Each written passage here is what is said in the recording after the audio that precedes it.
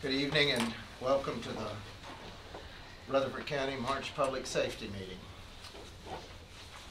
First off, I'll entertain a motion to approve the minutes from the last time. Got a motion, we have a second. Second. All in favor? Aye. All opposed, thank you. Before we start, we'd like to mention one thing. We talked about before about the buses, school buses and these activity buses that middle schools and high schools have. And we're told that state troopers give them a maintenance check, come around to any activity buses once a year. Well, I just thought it'd be nice, and I happened to be near Riverdale one day, so I went out there to see if they followed up on the activity buses. And they have an auto shop, and the man there takes care of maintenance as it's reported to him. They have a form that anybody that drives, takes a athletic team to a game or something like that, the driver, when they come back, and they have got to go through a rigorous program. I think it's more difficult than a commercial license to be able to drive those buses. But when they come back, they have a form they have to fill out and note any discrepancies in there with it or anything they noticed with the vehicles, and that's checked out before they go further. So hopefully all our middle schools and high schools are using it, but I just wanted to update you all on that because we did talk about it. Okay, we'll begin tonight. We have 4 reports and contracts, and we'll start with Mr. Gregory.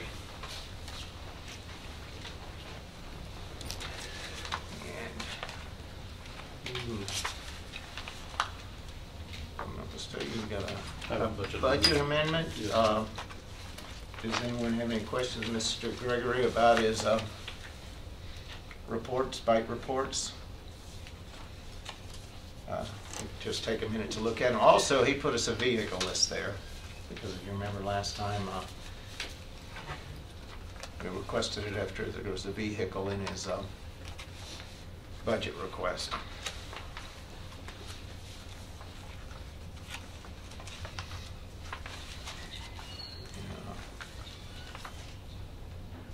Anything on the report that stands out? No, sir. The only thing that unfortunately is not as unusual as it used to be was a positive skunk. We've had 3 we've had 3 now thus far this year. Are they all over the county or in one particular zone? The zone, I don't recall the zone of the most recent one that was last week. We have a Rockville and a Murfreesboro zone. One was out off of, I think it was Desjardins, however you pronounce that, if I'm pronouncing that correctly, near Sportscom. How's that? Desjardins. There you go. The way it is here. And then the other one was out in Rockville. Thus far on the rabies map this year, Marshall has had 1, Williamson has had 2. So when you look at the map, they're kind of clustered there, and then an oddball dog over here in East Tennessee. So.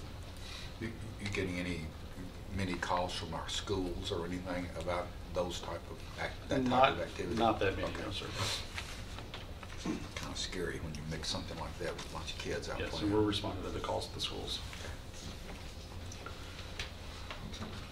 And you can see the mileage on those their trucks.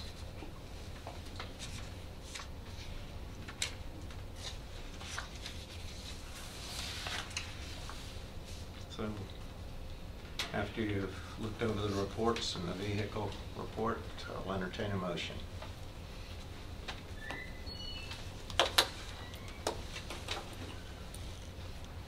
Make a motion to approve. Second. A motion and a second. Does anyone have any more further questions? All in favor of accepting the report, please say aye. Aye. All opposed? Okay, let's see the budget.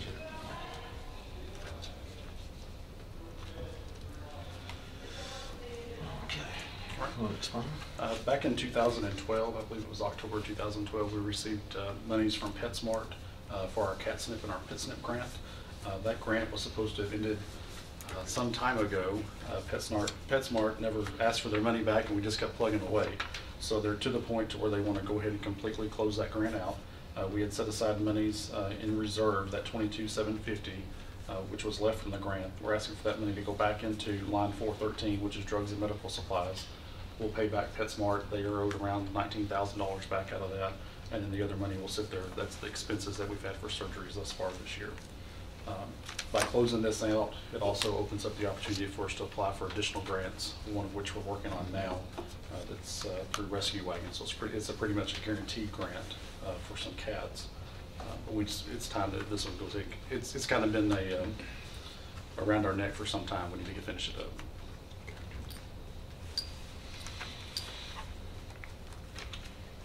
So right now, you've done all the pet snips that you're gonna do? They advised us a couple of weeks ago to go ahead and finish the ones that we had scheduled and then end it. So we Okay. finished those last week. We closed out the grant with, I believe it was 981 surgeries. You've heard the request.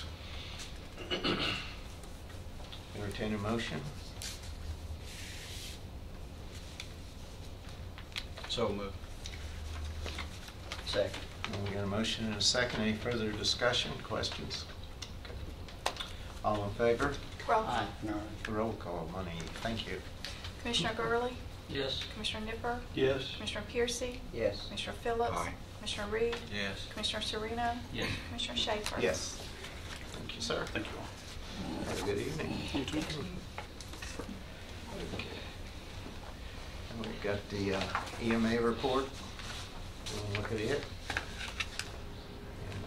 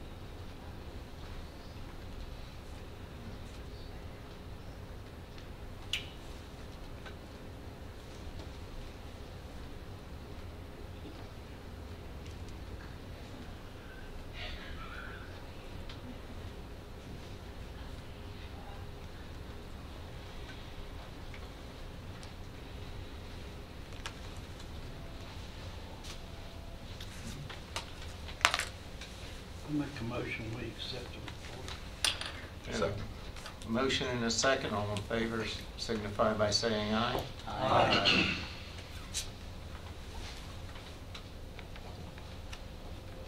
All opposed? Motion carries. Correctional Work Center. If you read the report, we could have a motion.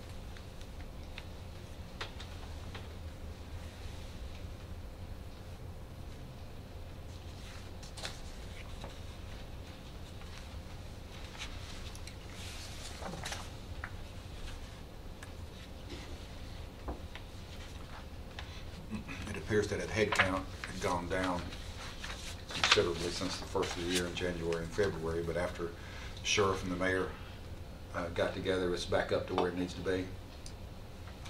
Hopefully. Hopefully. Not from what they said today, though, with 840 some out there at the jail. That is down.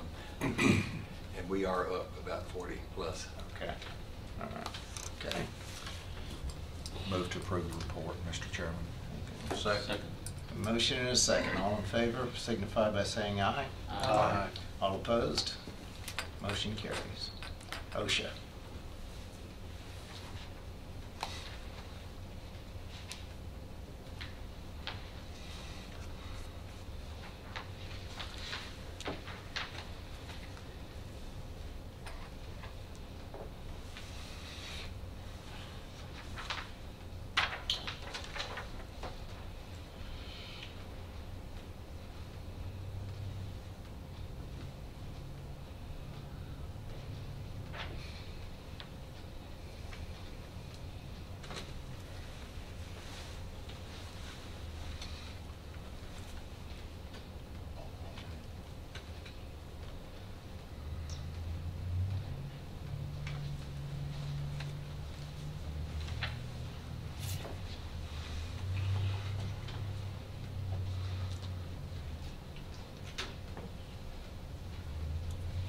Looks like injuries are up and dollars are considerably up. Is there any particular thing that stands out there that anybody knows of? Ice storm, 2 of them. Those are primarily slips and trips. Okay. The sheriff had 9. A couple of car accidents during the ice storm, if I can remember. But I do remember a plethora of people slipping on ice. I did a little skating myself. Well, they'll be in here afterwards. Maybe we can ask them what some of them they had last month. Okay?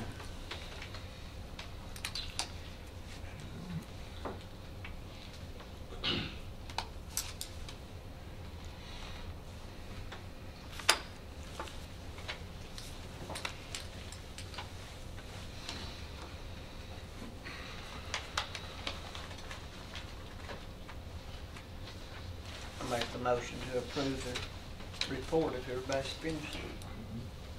Have a motion? Second. We have a second. All in favor signify by saying aye. Aye. All opposed? Motion carried. Youth services.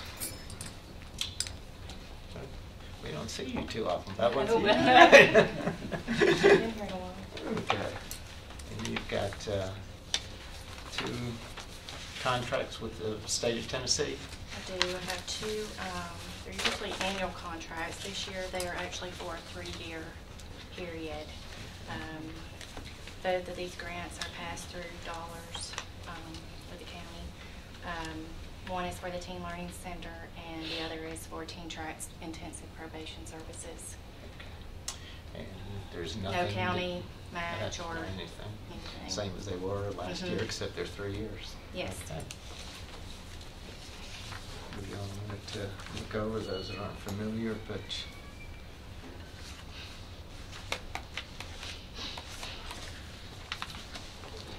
your building's located down on South. Church? Yes. Okay. You've never been down there, it's well worth taking your time to go down and visit, and just see what all they do down there, because. Yeah, he wasn't there when they have the open house. Yeah. Right. Uh-huh. Where's it at? In front of the work center? Yes. Okay.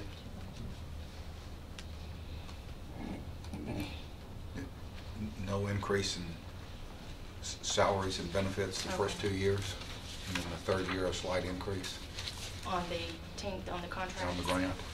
Yes. Is that going to be okay with insurance benefits, those type of things, Now, Mr. Mayor? we're just on the grants right now? Yes. Yeah. That's just a pass-through. It's We don't- pass-through. They're not our employees. It's included with the grant. It doesn't take any county Okay. dollars. the housing things that we get. Okay. Between the Tennessee Department of Children's Services and those facilities.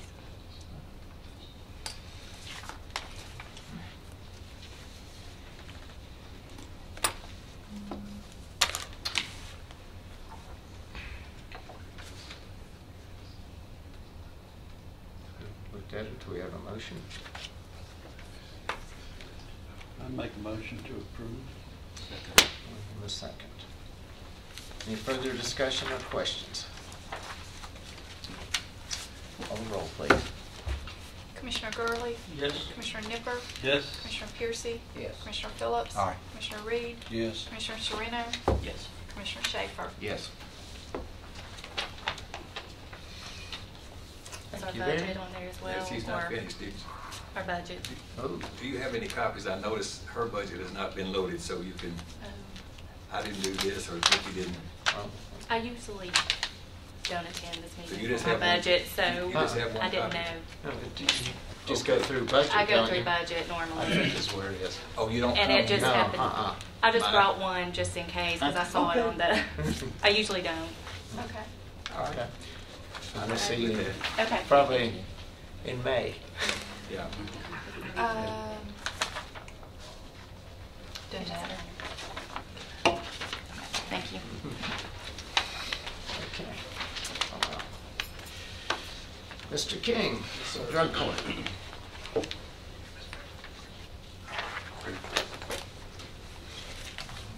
Good evening, Commissioners. First we'll take the reports. Okay. Mainly the report is to outline the budget, and then we'll do the cost-benefit analysis to the budget, just to show exactly what savings and benefits we are providing to the county as a whole. The other part of the report is our statistical analysis to the current date as of today.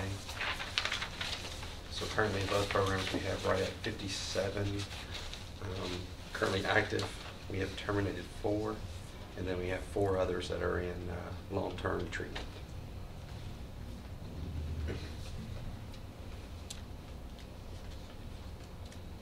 And one of the biggest parts of this month has been we were able to collect almost $15,000 in drug court for court cost and fines. So that was a pretty successful month.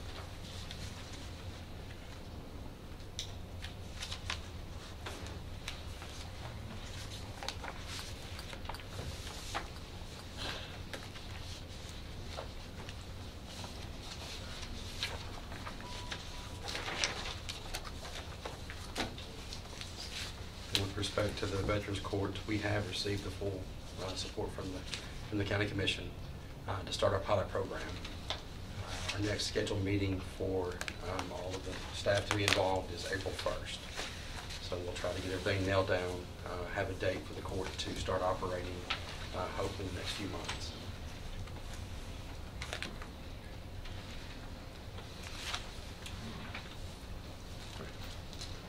I have to go see the optometrist for the Statistics. statistics for. I'll be happy to. Yeah.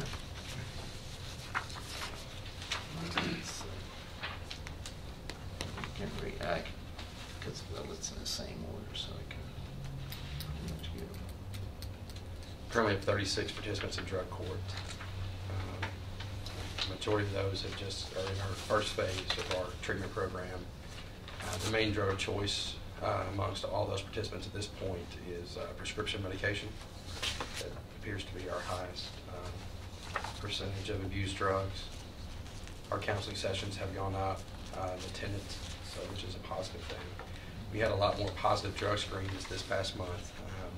We started doing a lot more random drug screens outside of unannounced. We were starting to call them on the weekend, so we did 2 back-to-back, Saturday and Sunday. So we figured that there were some that were trying to play the system, those that are coming into it, not really accepting the recovery, still just trying to fit in. So we were able to pop a lot of those. So this is more of a learning tool for them. In our DUI court, we currently have 21 active participants. We have 4 or 5 more that we are hoping to have into the program by the end of next week. For the most part, they're averaging about the same. We haven't had too many slip-ups or anything as far as the drug screens in relation to that.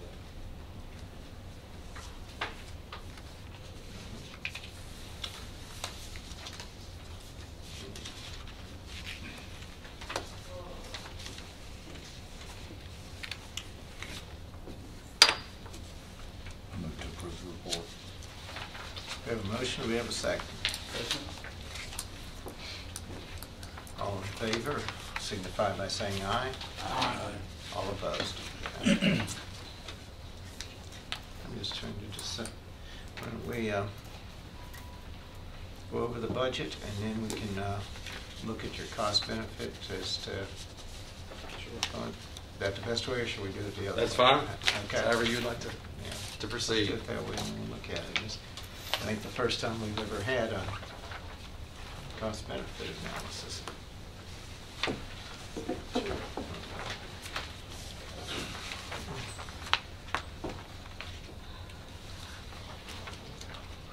I have an extra copy. It's easier to read either way. Okay. This is the budget. And this is the cost benefit analysis. It may be easier.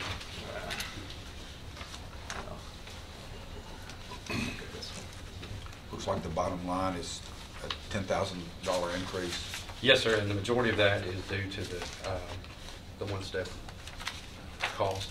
I Okay. believe the only thing that added in addition was just to go from $1,750, was initially budgeted last year in our in-service staff development. This is our training for our staff. Basically doubled that. It's hard to find training for all their continuing education at $250 a person. So this just basically gives them up to $500 to attend a training conference each year.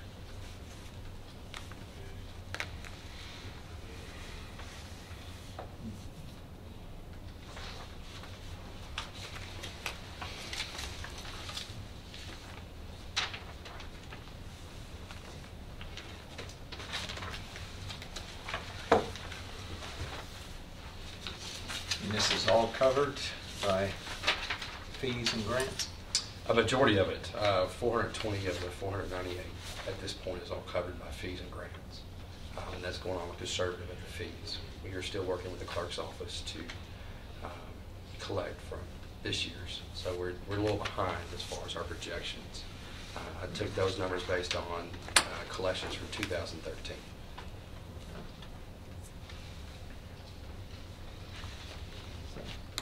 So this year, the other 60,000 came out of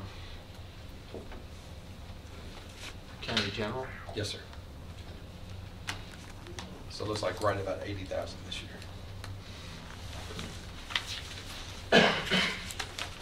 And then in writing for this year's grants, the Governor's Highway Safety Office, typically we receive right at 56, 57,000. That's our current grant. The application deadline for that grant was this month, is the end of this month.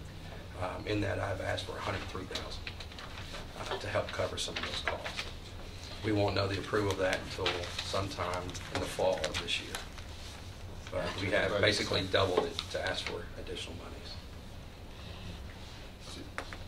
You had a chance to talk to the mayor about your budget? Yes, sir, I have. Okay. It appears that it's a $10,000 increase, which is somewhere around 2%, which is probably most of the step increases, correct? Yes, sir, it is. You guys have done a wonderful job over there. I see good things in the future, especially with the additional Veterans Court that's going to be started. Thank you, sir. It's really, Mr. Chairman, kind of a zero-based budget other than the step increases, which are, by my calculation, are right at 2%. I move to forward to our budget committee with a positive recommendation. We have a motion. Do we have a second? Second.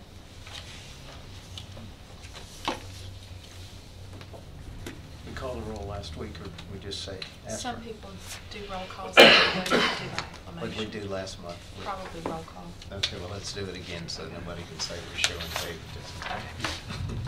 Commissioner Gurley? Yes. Commissioner Nipper? Yes. Commissioner Piercy? Yes. Commissioner Phillips? Aye. Commissioner Reed? Yes. Commissioner Sereno? Yes. Commissioner Schaefer? Yes. Just one more question. What do you think's the chance from the state? Do you think they're gonna have money for it? I'm hoping.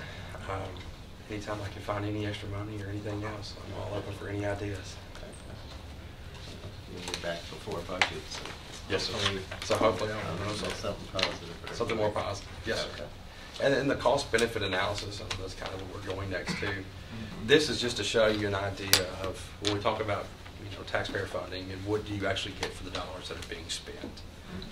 What I did is I took a cost justification. This is based on 2009, 2010 figures, just for the dollar amounts. And I based this whole entire calculation of this analysis on a cost of $56 per day for the local jails. Is how much that costs the county to incarcerate one individual per day. Must only be 37, that's all the state gives us on their people. The average current cost by the states, their figures are 56. The prison cost is 64, and then on community supervision, probation is roughly $3. And then that kind of gives you the basis. Sheet 1 kind of gives you the cost justifications for those numbers. Sheet 2, page 2, is kind of the operating budget. I took this as 100,000. I know I'm only asking for 80, but just to kind of give you a roundabout number. Currently, they're right at 61 people enrolled in both of the programs for drug court and DUI court. We've had 4 terminated, and the significance of the terminations is because that's money that the county's having to pay to incarcerate them.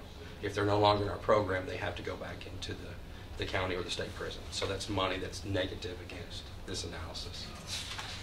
Sheet 3 is the potential cost averted at placement using an average sentencing data. So based on the type of crimes that were committed by the individuals in both of the programs, out of the 61, the total cost just to incarcerate them is $529,581. That's just the incarceration cost. And now these numbers are all done at a range 1 level.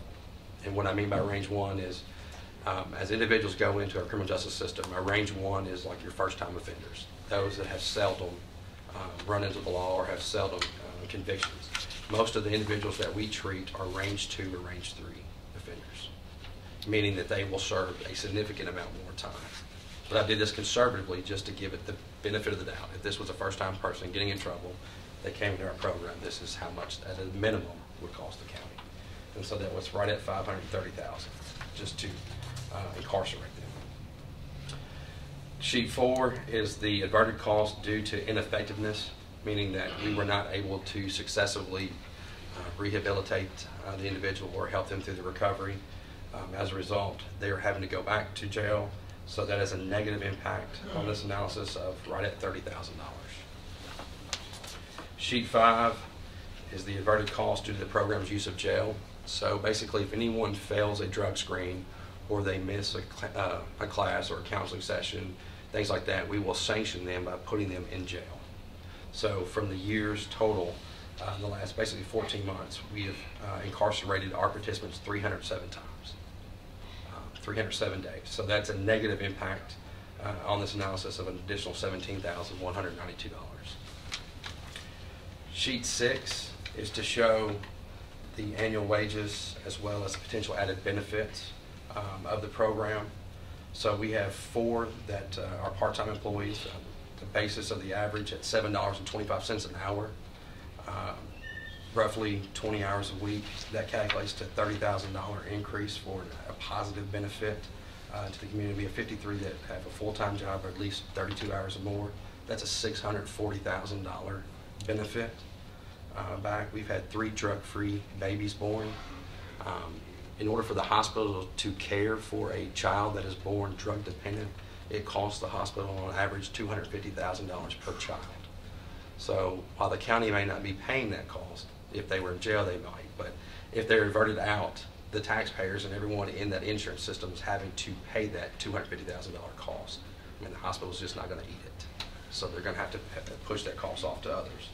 The GEDs earned, we didn't calculate that. Community service hours performed at 1,466. That was an additional $10,000 benefit. The fines and court costs so far year to date was $44,000 basically. Our program cost fees of $15,000. The drug screen payback $375, and then $1,180 was from our DUI school. So that's roughly $1.49 million savings.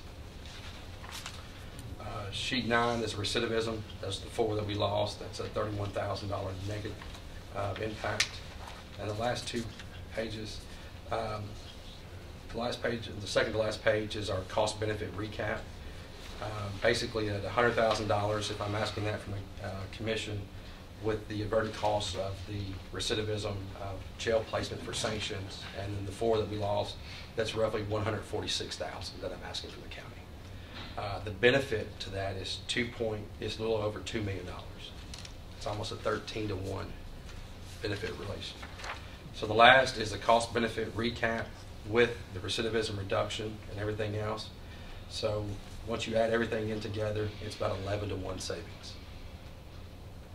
So if my program was to disappear today, the benefit that we're providing is $2 million for $178,000.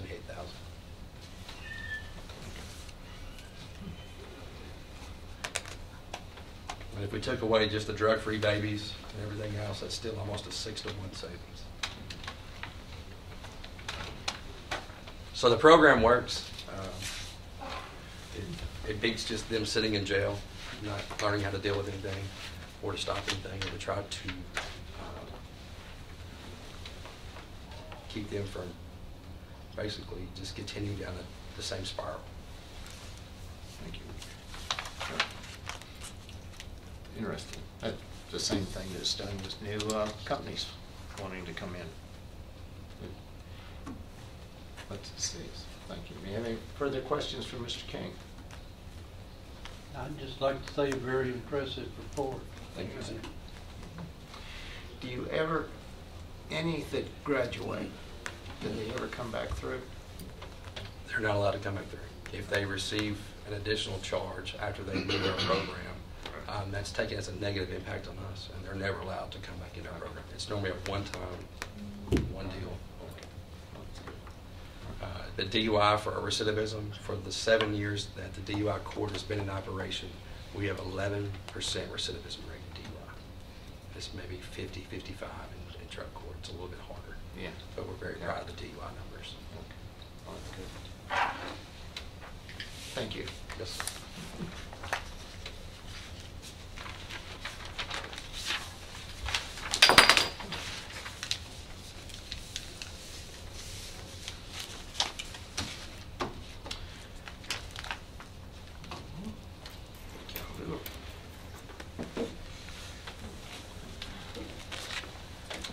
Juvenile detention, Ms. Duke.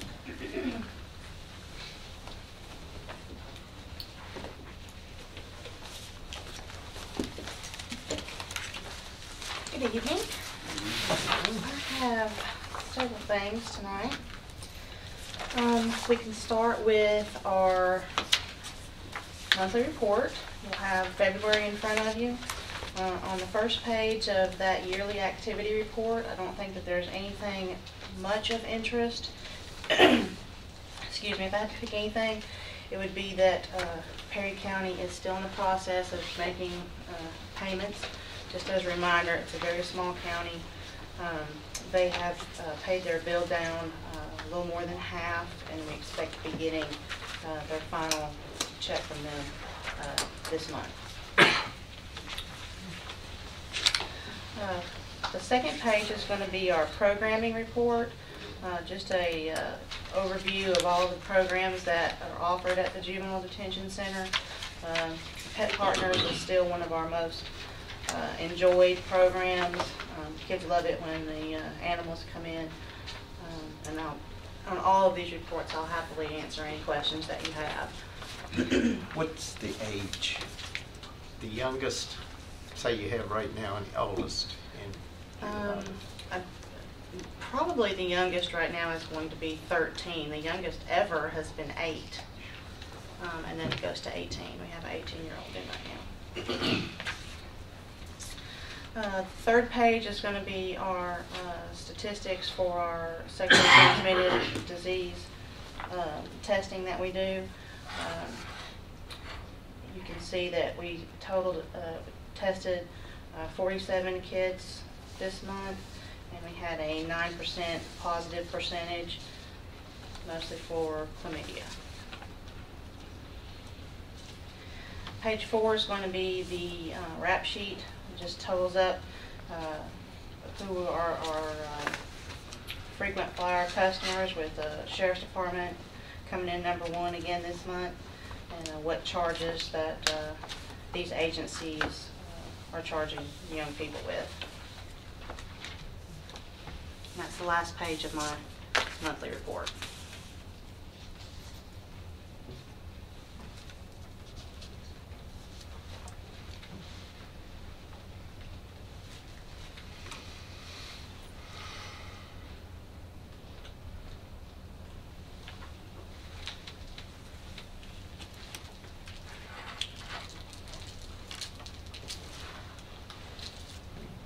You've heard the report. Are there any questions? If not, I'll entertain a motion. I've got one question. Perry County, how many people are you keeping for them right now? We have only detained one young person for Perry County. It was a very large bill. That was the incident that happened at the Armory, if you'll remember that from the news. They don't have a budget for that in that small county. So that young person stayed for a brief time and has left, and they're still working on that bill. Thank you.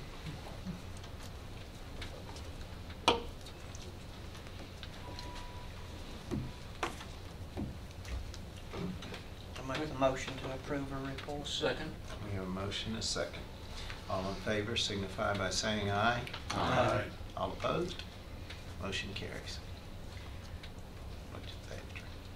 I also have a budget amendment tonight. This is going to be from within our budget, so this is not new money. I'm just moving money from one line item to another. I'd like to take $12,000 from an employee insurance line item and move it to our other contracted services line item.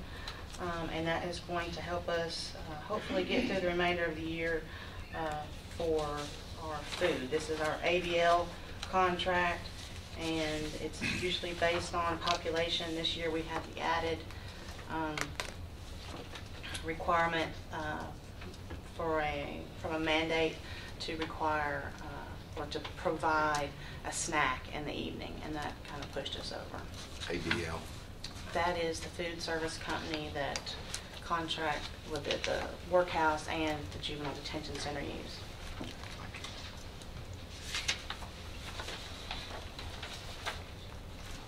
You've heard the request. Do we have a motion? Motion to approve. Do we have a second? Second. We have a second. Any further questions? Call the rolls, please, Becky. Commissioner Gurley? Yes. Commissioner Nipper? Yes. Commissioner Piercy? Yes. Commissioner Phillips? Aye. Commissioner Reed? Yes. Commissioner Sereno? Yes. Commissioner Schaefer? Yes. Tonight I'm also presenting my budget.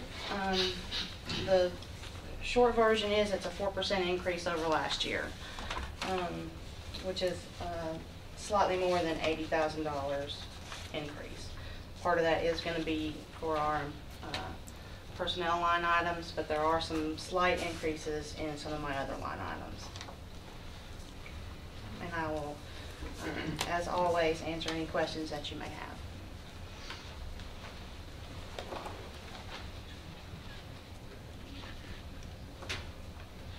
Is there any staff increases or reductions? I have asked for an increase in my part-time detention officers. It's slightly more than $3,000 more than we had in last year's budget.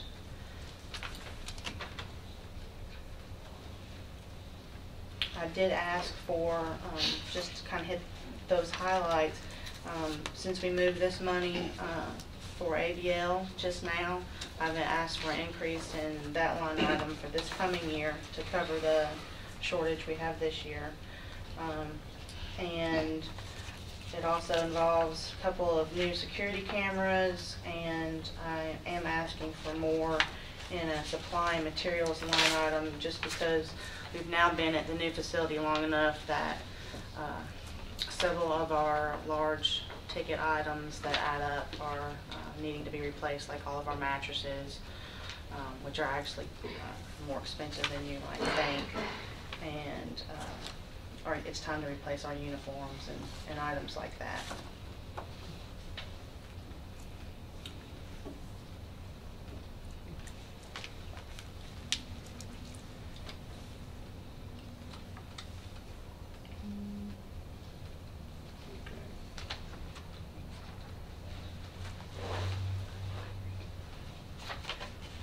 Okay, explain item 189 for me. It says programming coordinator. It's Okay, in this budget, the finance department and I decided to do something a little different with our Title I grant.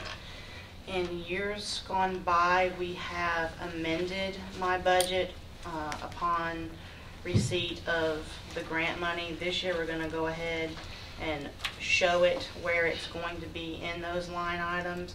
But all of the Title I line items are going to be items or salaries that are funded by our Title I grant.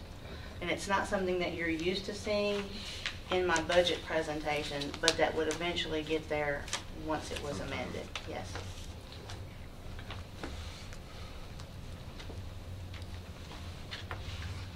and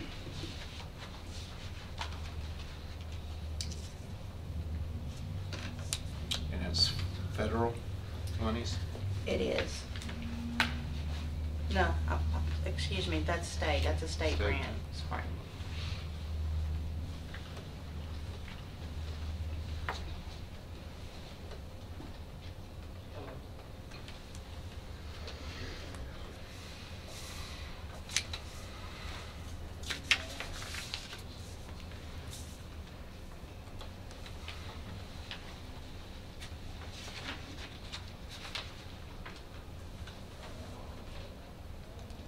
So this Title I grant is shown on your revenue worksheet, right? Yes, it is. It's going to show my Title I programmer's salary, and then there's a part-time position associated with that. And so, to follow that line of thought, not only is it new to my budget worksheet, but it's also new to our revenue estimate worksheet. And we just wanted to show it at the front, yes.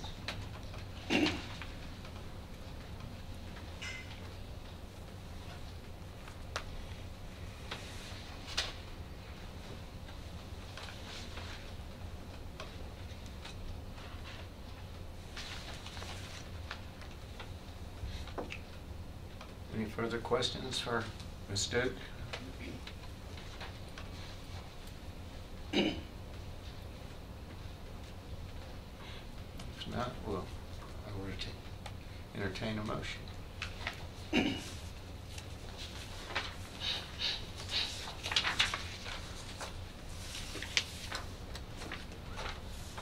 make a motion to forward the budget with a positive recommendation.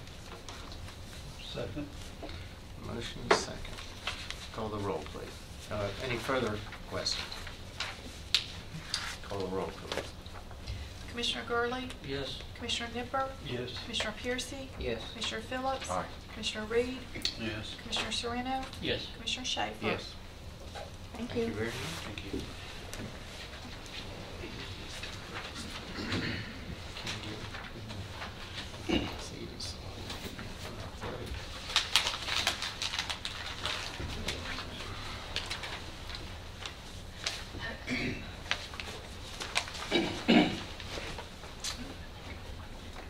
Ambulance service, please, Mr.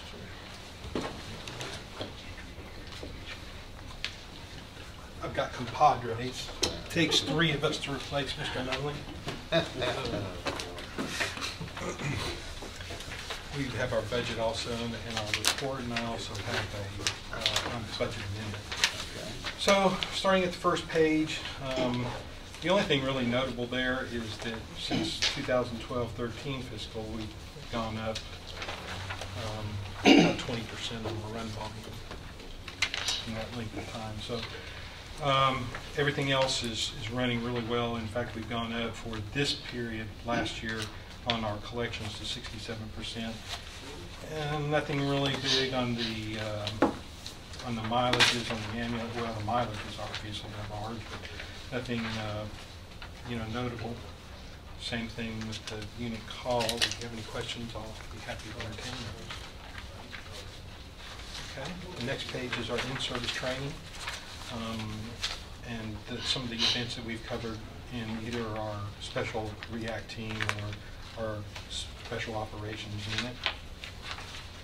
Nothing out of the ordinary there. On the next page, it is our response time report. The only thing out of ordinary is our response time has gone up a little bit, the same as our time going back into the hospital, and that's due to the weather. You're going to see that again probably next month when we present the report too, because again we've had some pretty bad weather this month too. So ice on the roads, that kind of thing, and that's why you see those creeping up just a little bit. And plus our run volume, even though it was a short month, we had quite a bit of runs. So, but the increase in people doesn't affect you, huh? Oh, no. This is our breakdown for commissioner districts and runs in the commissioner districts, also our transport team calls and where we go for the month. The next page is for the year. If there's no questions there, okay. This is kind of the telltale page, and it basically tells where all of our ambulances are going and in which zones they're going in. You take a line and go straight down this way on the page, and you can tell that that's their particular zone that they go in, but if you look at each one of them individually, they're going to other zones too, and it's just because that ambulance in that particular zone is so busy that they can't make the call, and we're calling it from a different zone.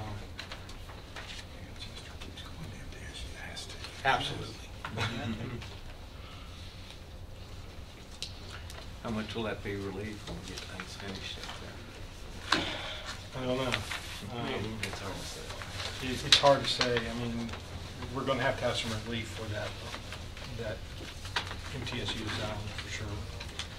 But Commissioner Phillips wants to build a high school out. Great. Somewhere out there, though. So keep us in mind, Commissioner Phillips. He wants to more people to come out there.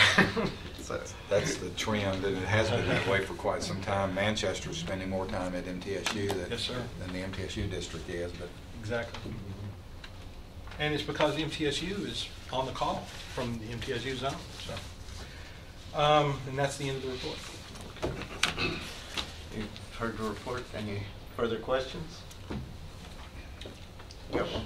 The Yellow Dot program. If you want to sign up for it, can you go to any of these places that you've given briefings to and told them about? Terry Cunningham is in charge of that, and you can call the ambulance service, our office, and we can get in touch with her. Okay. If you just want them to call the ambulance service office. We are a distributor. Okay. So Terry will be able to help you out with that. Okay.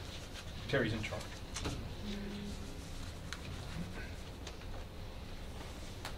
Any questions? If not, I'll entertain a motion. I'll move to approve the report. Second. A motion and a second. All in favor signify by saying aye. Aye. All opposed. And I have a budget amendment. For our scholarship fund, we have the hospitals that are donating money into the fund so that basically we can send people to paramedic school. And so we had 2 checks, one from St. Thomas Rutherford and one from Stonecrest Medical Center, to be put into. Now we're going to need to put those into the in-service staff development for expenditure, so we can spend it. Donations are good. Donations are great. Move to approve the request. Second. Has it helped your retention, can you tell after, We, I know you had, what, 2 years? well, of that. Joe is our director of personnel, and I know that we have lost some to Metro recently. He can probably give you. I think it just makes things easier. The EMTs are not making a lot of money, so to go to school, it really helps them to go. They still have to do it on their own time, but it does help them with the tuition, and keeps them with us. They become loyal to us because we help them to school. Call the roll, please, Becky. Commissioner Gurley? Yes. Commissioner Nipper? Yes. Commissioner Piercy? Yes. Commissioner Phillips? Aye. Commissioner Reed? Yes. Commissioner Sharino? Yes. Commissioner Schaefer? Yes.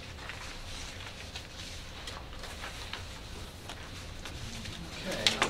Let Melanie take care of the budget. Okay, our budget request this year is 12.9 million. It's just a little over 9% increase from last year. Most of that is our ambulance station for the Burton Street team. Projected collections are 6.9 million, which is just about 50% of our total budget request. It's been running a little higher than that, hasn't it? Yes. Is that what your usually budget is, about half? That's what you usually Yes. budget? You said it's kind of a 9% increase, and most of that was coming from Burton, did you say? The ambulance station that we will be constructing because, and one of them can probably explain it better, but when the hospital leased us the Pace Center, it was in the contract that we had to build a new ambulance station within the next 2 years. Taking that amount of money out, is it a flat budget? It's about it's a little, around 2% or a little less. Okay, which is mostly salaries, top of If you subtract the $716,000, it's about 2%. Okay. You're also adding another vehicle this year, as opposed to last year? Yes, we're requesting to add a special events truck, that's what we're calling it, but we don't have, the new Explorers, we can't put a hitch on it. It would void the warranty. We have the medical cart that we take to the special events to provide medical coverage, which we do get reimbursed for. And we're just requesting all of our vehicles, and they can atone for this, but they are very high mileage. The station managers drive cars that are 150, 200, over 200,000 miles, so this will be one that can pull any of the trailers or the medical cart for these special events. And I think what you're asking about is the ambulance. Is that what you're? No, you're it's talking about? 718 is what I was asking, because I saw it was about 80,000 more than last year. Right. So I didn't, unless you got a good deal on ambulances, I didn't think it was another one. We actually have 2 ambulances and one Special. chassis changeover also. So that's 3 new ambulances basically on the road. We're going to do a chassis changeover to save the money from that next new ambulance. And when they do that, they refurbish the entire ambulance. So, and I think that's How where much that of this is the special events truck? What's the estimated cost? 31,500, I believe. And what kind of vehicle do you anticipate? F-150, I Yes. think. It's an F-150 F-150. pickup truck. Is there a reason why the prime movers at Select can't be distributed? You know, I think one of the things that we looked at is the prime movers basically are, you know, going back and forth with those particular events with both the special teams and dive things and all that kind of thing. And there would be a time where we would need to move those trailers without any of the prime movers being available.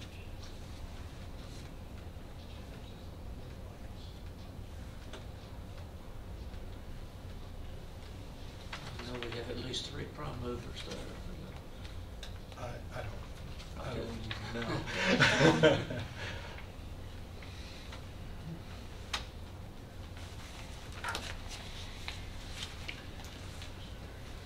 When I first come on the commission, we were showed the lifts out front for the ambulances. Do you have those in operation, or? Are you talking about for the bariatric, or are you talking about for the stretchers? For the stretchers. The stretchers that lift up? Yes. There are actually 3 of those in this particular budget. I know that they're working on a grant for more, but I think one of the things was on the grant, from my understanding, is that we needed stretchers to basically try out to make sure that we wanted the stretcher.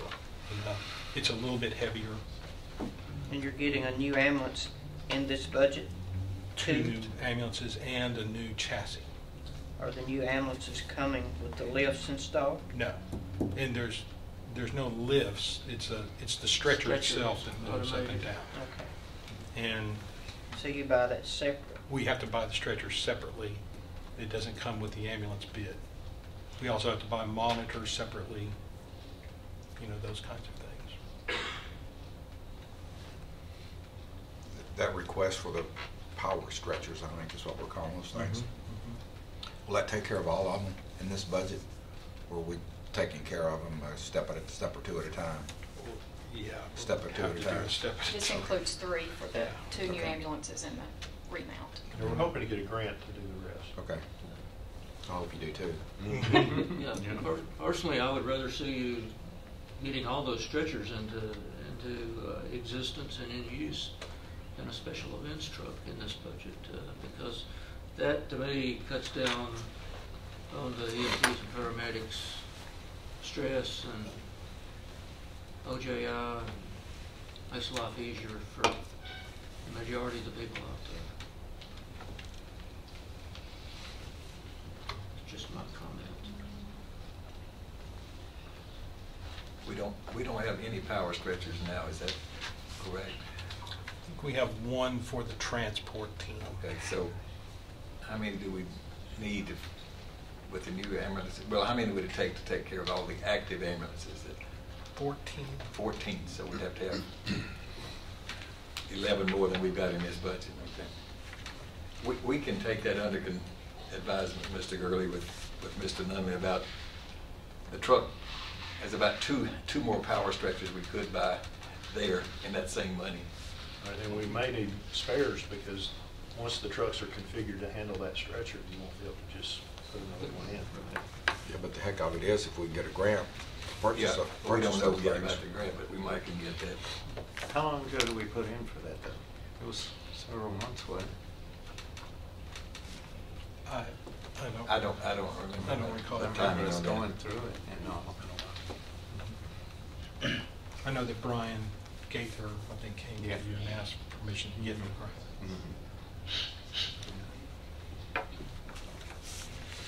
grant. I noticed you show the utilities here, talking about Lytle Street, this first year for that building. That will be the first full year. For a year. We haven't moved yet. Yeah. Do you think? We're hoping to move in the next month. Think that's all? Like that's pretty well there? It's an estimate. I know. We never know with utilities. I understand. And will we be putting another ambulance there at Lytle, having 2 ambulances run to kind of relieve that? Or? It's only administrative offices. Only Yes. administrative. We're proposing to build a replacement station for the little house we're in now. And That's what the that replacement Yes. station will be Yes. larger than the current house. We can only house barely 2. This would have the ability to have 4 ambulances in it, so it would be an expansion of that service area. So that's preliminary. 2 ambulances from In fact, we're having to use remounts in that station because the new ambulances are too wide to go into the door. $399. Explain other contracted services. Boy, it all This comes- is mostly for our billing service. They do our billing. Okay. 5% of collections. It's also for the tag fees for the new vehicles, and it pays our state fees for the ambulances, state license fees.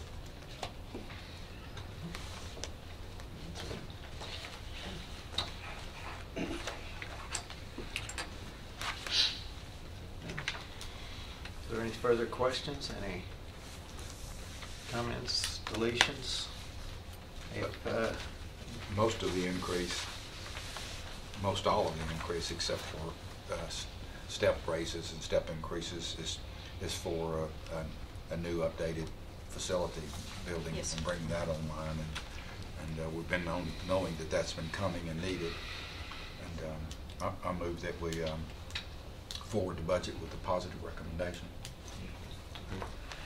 and we can put in there that a budget to look at the automatic stretchers versus a special events truck, if you so desire. If not, we'll take a second. Run that by me again now. Oh, what Commissioner Gurley was talking about, that he'd rather the new type, the electrical stretchers, and as opposed to the manuals instead of the special events truck. That's just something I would like to see. I'm not saying take the special events truck. I'll leave that to the mayor and Director Nunley, but I'm just saying if there's a way, those mechanized stretchers are something that's really, in my opinion, needed to cut down. Eventually we'll save a lot of cost on the EMTs and paramedics on a day-to-day basis. So we got a motion, and we need a second. I'll second it. And here's one thing, for $50,000, like you said, we're getting a new ambulance. We're using the old chassis. Any further questions? Did the motion stand as it was original? As it was original, yes. Call the roll, please. Commissioner Gurley? Yes. Commissioner Nipper? Yes. Commissioner Piercy? Yes. Commissioner Phillips? Aye. Commissioner Reed? Yes. Commissioner Sereno? Yes. Commissioner Schaefer? Yes. Thank you all. Thank you.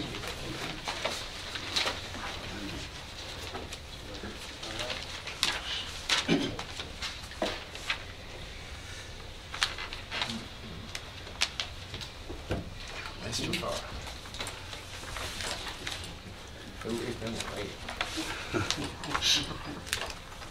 The first page you look at is just a summary of, broken down by description from January 1st until March the 20th, which was last Friday. We've had, year to date so far, we've had 292 calls. The monthly report is the next sheet. It's calculated from the day after the last public safety meeting until last Friday.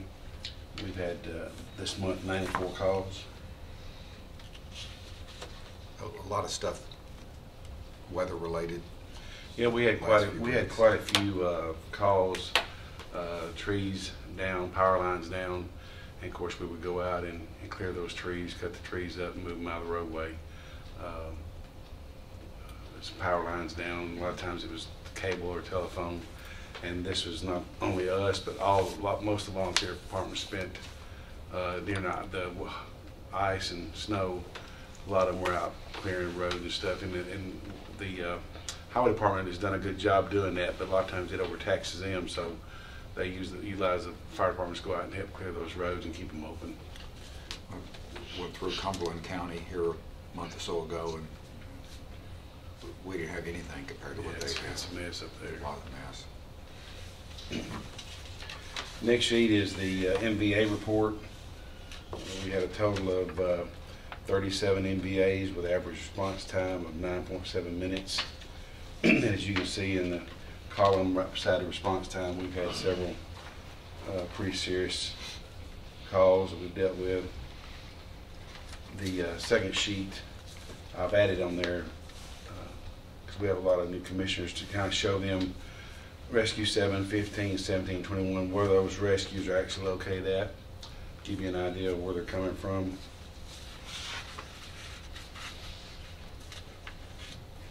You only had one fatality? I saw a couple of ejections, that's why I was Well, that's head on. based on the reports I get, and I have to sift through those. A lot of times we get good reports, and sometimes there's lack some information, but based on the information I could gather, that's pretty much, it tells me whether it's fatality or rollover or entrapment, head-on collision, such as that. And I just try to add that to give you an idea of the severity of some of the wrecks we run. During the ice and snowstorm, I-24 is like a parking lot. We had several cars off the road. We had, at one time, we had two 18-wheelers on their side, right there at the Manchester, Coffee County and Rutherford County line. Next sheet is the overall responses of county-wide, and also showing the training hours and water usage. I am happy to say I did get a report from every department this month.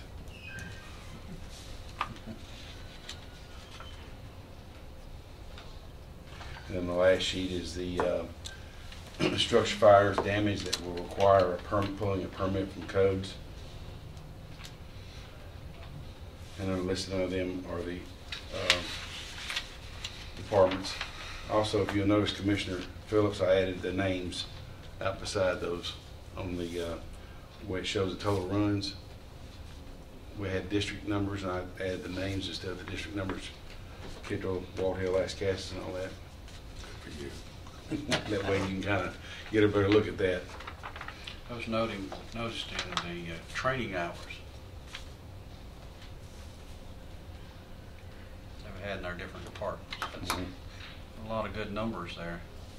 Yeah, they most time they have a meeting.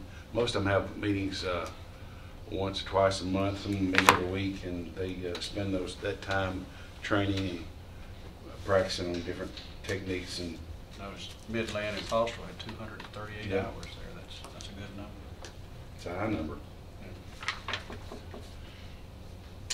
Also, starting tonight, as a matter of fact, we're starting a new rookie school for our volunteers. That'll be going on for the next 8 to 10 weeks. They'll go through 80 hours of firefighter training that our department provides. They'll get 80 hours of basic firefighting, a whole week of extrication training. So when they come out of that, they'll have their basic fire and extrication, where they'll be able to go to structure fires and also respond to MVAs. And then, of course, they have to go to the academy for their live burn. But just to give you some information, this training right here used to cost about $90 or $100 per person. And because we have instructors in the county now that can do this, that's accredited through the academy, we can do a whole class of anywhere from 12 to 22, whatever it is, for $185 per class. So it's a great savings that we're able to offer. Of course, this is free to all the volunteers. All they have to do is show up and participate, and we provide the training for them. How many you got going through the class? I think there's right at 23 right now. How long have you been recruiting those guys? Well, we got a recruitment and retention coordinator that works out of my office, and when people come express an interest on wanting to volunteer, we take the location where they live at and take an application, and then we reach out to that department, because we feel like people who live in that community where it may be will come near being more responsive and volunteer and be a better member if it's in that close to where they live. So we do that for all the departments. It depends on where that person lives at. And that's kind of where we try to plug them in at. Some invaluable resources we've talked many times, and just hoping that those volunteers continue to volunteer. Well, it's down. I mean, and of course it's down all across the state. Volunteerism is, and so we just continue to try to reach out and get as many as we can. And a lot of times we've had people actually go through the training, finish the training, and never actually be able to respond to the fire department because something happens in their life that changes, whether it be, job related or whatever. But we try to prepare them as best we can before we put them out there and turn them loose. And we've also received 2 of our new apparatus that y'all were kind enough to fund last year. We got a new pump and rescue. They are in. We're in the process of getting those letters and radios put in them, and they will be in service shortly. And then our tanker should be arriving in 1st of April. So that'll give us another tanker on that side of the county and added water that we can respond with. And that concludes my report.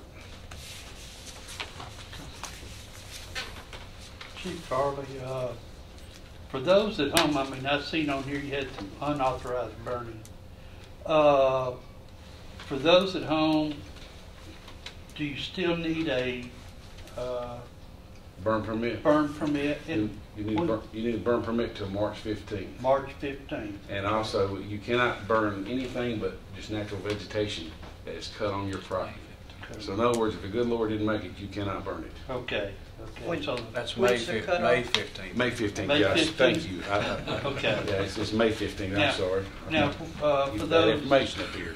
yeah, where do you go to get a permit? You can go online for the Tennessee State Forestry and apply for a burn permit online, or you can call the 1-800 number, which is on that website, and it's different for each county. Okay. And just call that number, and based on the weather conditions, they will issue a permit or deny you a permit. Now that goes through May 15th, then It's from May 15th to October 15th. October 15th, you do not need- have. you do not need. After May 15th, you don't have to have one until October 15th. Okay. And I always get March and May. I always say that. Well, that sounds kind of funny, It really. still does not mean you can burn old TVs Yeah. and stuff like that. Right, I mean, you would think We're tired. that would be the driest time of the year. You Well, wouldn't want and to burn. sometimes if we have a drought, it is an issue. But most times they look at everything being dead, Okay. you know, and grass dead in the fields. A lot of times you have problems with people burning, it gets away from them and gets in the sagebrush in the fields. Okay. Stuff like that. But yeah, a couple years ago we had a problem with the drought that that's pretty much all we did all summer long. But most time, when everything's pretty green, it helps to slow it down. Great news, thanks.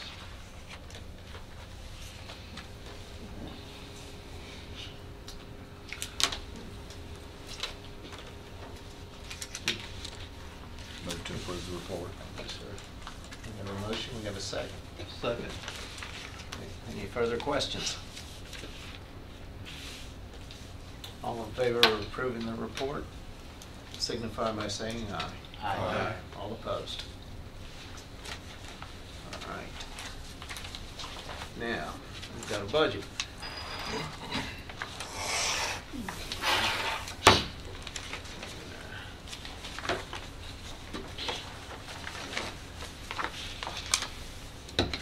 Okay, you've got a lot of information on this iPad, and we'll refer to it and go through it. I'm going to make just a few introductory comments, and we have a gentleman with us that's, we won't make him stay the whole time.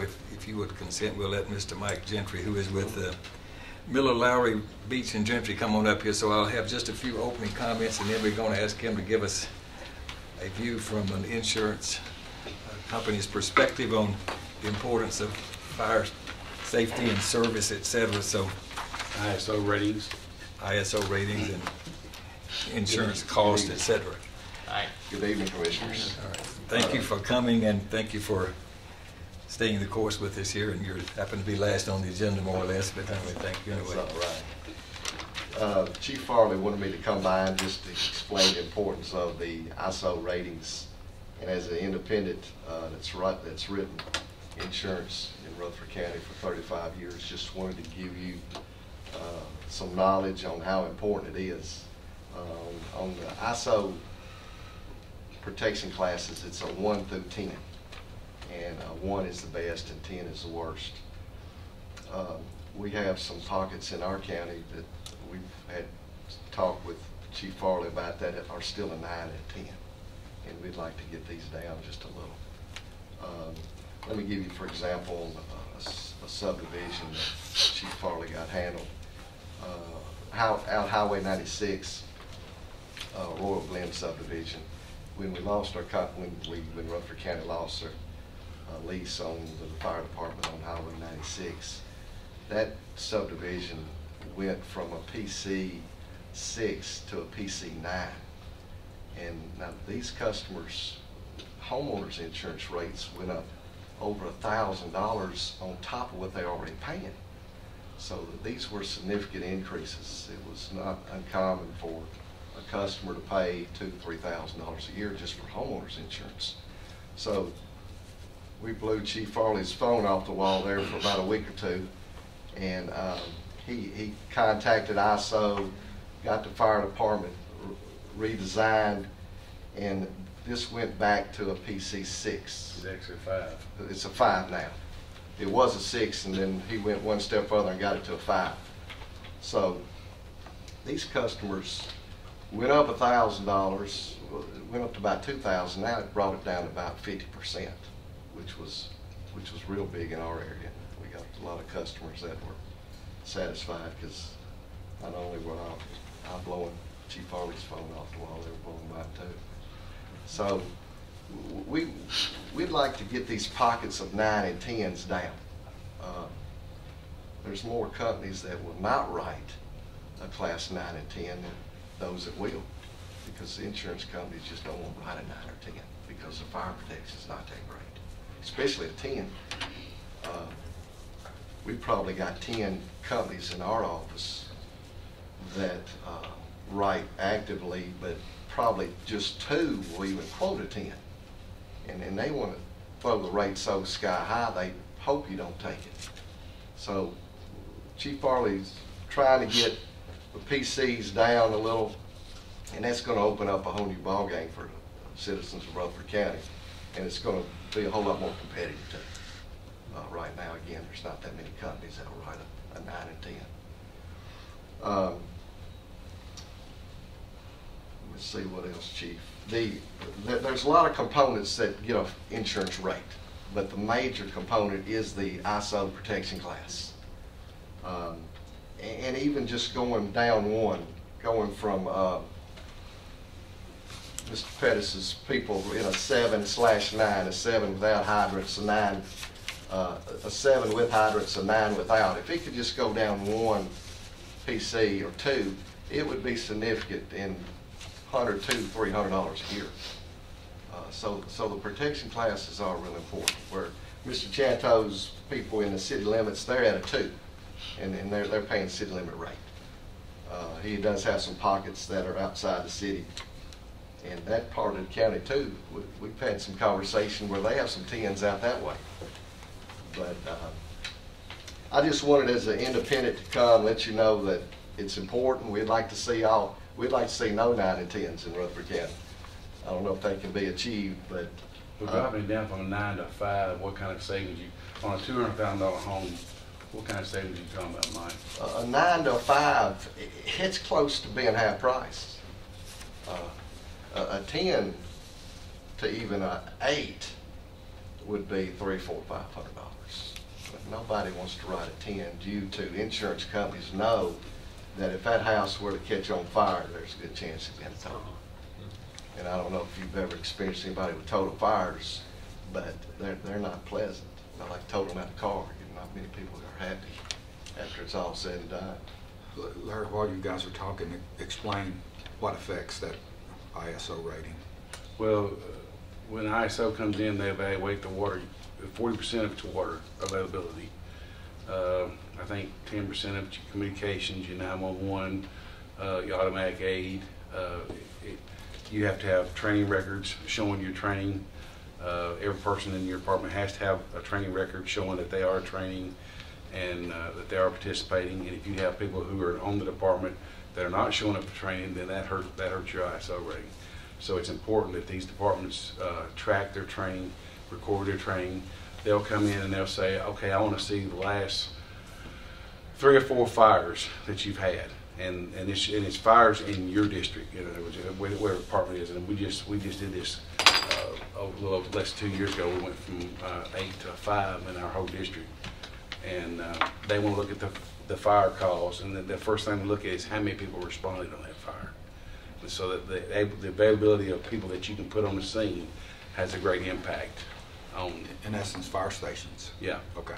Fire station. But of course, you have to be.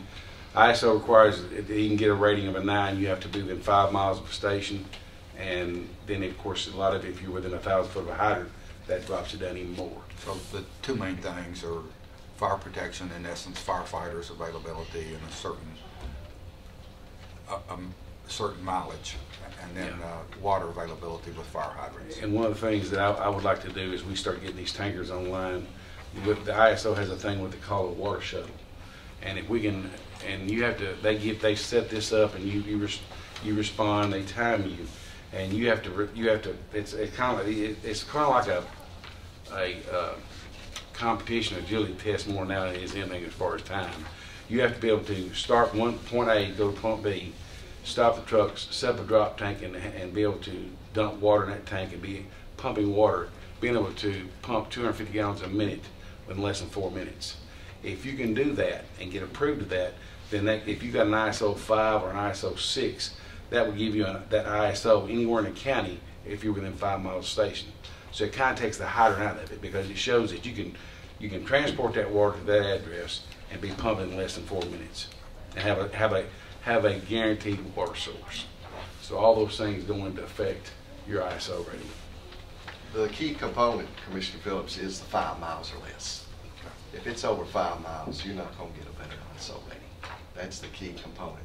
It's with or without a hydrant, you need to get a deeper discount. But you've got to get 5 miles or less from a fire station. But hearing you come, thank you for being here tonight, and hearing you explain it from an insurance perspective just adds validity to some things that we've been talking about for several years. But your input's valuable, very valuable to me anyway. Thank you. Well, it's important to the insurance industry too. It should be important to us as citizens of the county. 30 years ago, we had a city limit rate, and then usually a 9 or 10. We didn't have 6, 7, 8s, or 9s. And Chief Farley's office has been able to get a whole lot more 5s than we have a 9 and 10. So we have come a long way in the last 30 years. And to credit the volunteers, a lot of them have worked hard in their districts to drop their ISO rating too. So they've done an excellent job on that. We just couldn't exist without them. We just couldn't. So I mean, I want to give them their due. They've done a tremendous job of adding to that. Absolutely. Okay, we appreciate you coming, Mr. Chief. This is added a lot of credibility to what we're trying to say here. Okay, if you gentlemen just want to sort of step through this, what you got on your iPads. The first thing on there is just a little profile on the unincorporated area housing statistics. You can see on that sheet, which is A, the first thing there is there are about 31,000 housing units in the unincorporated area right now. And you can see in that bottom piece there, you can see what the number of units of owner-occupied housing units that are in each value category. And so 24,000 owner-occupied housing units, and we have values ranging all the way up to in excess of $400,000. There are 2,000 homes in the unincorporated area that are between $300,000 and $400,000 in value. So we have homes from $100,000 up to $500,000. So it's very, very typical. Out there in our unincorporated areas, we have lots of property at much value. And the median value is $175,000, but the average value in our unincorporated area for our housing units is $214,000. So this bottom half of this page here, don't pay so much attention to that yet. I just put it there since this was a convenient place to put it. But I've got a range of housing values from $100,000 to $300,000, and what it would cost if we do add our fire tax to support this much-needed service that we're going to talk about. But we'll come back to that a little bit later. Well, the thing is, point out 2019, the estimate, how much it's going to go up just with the inflation and cost.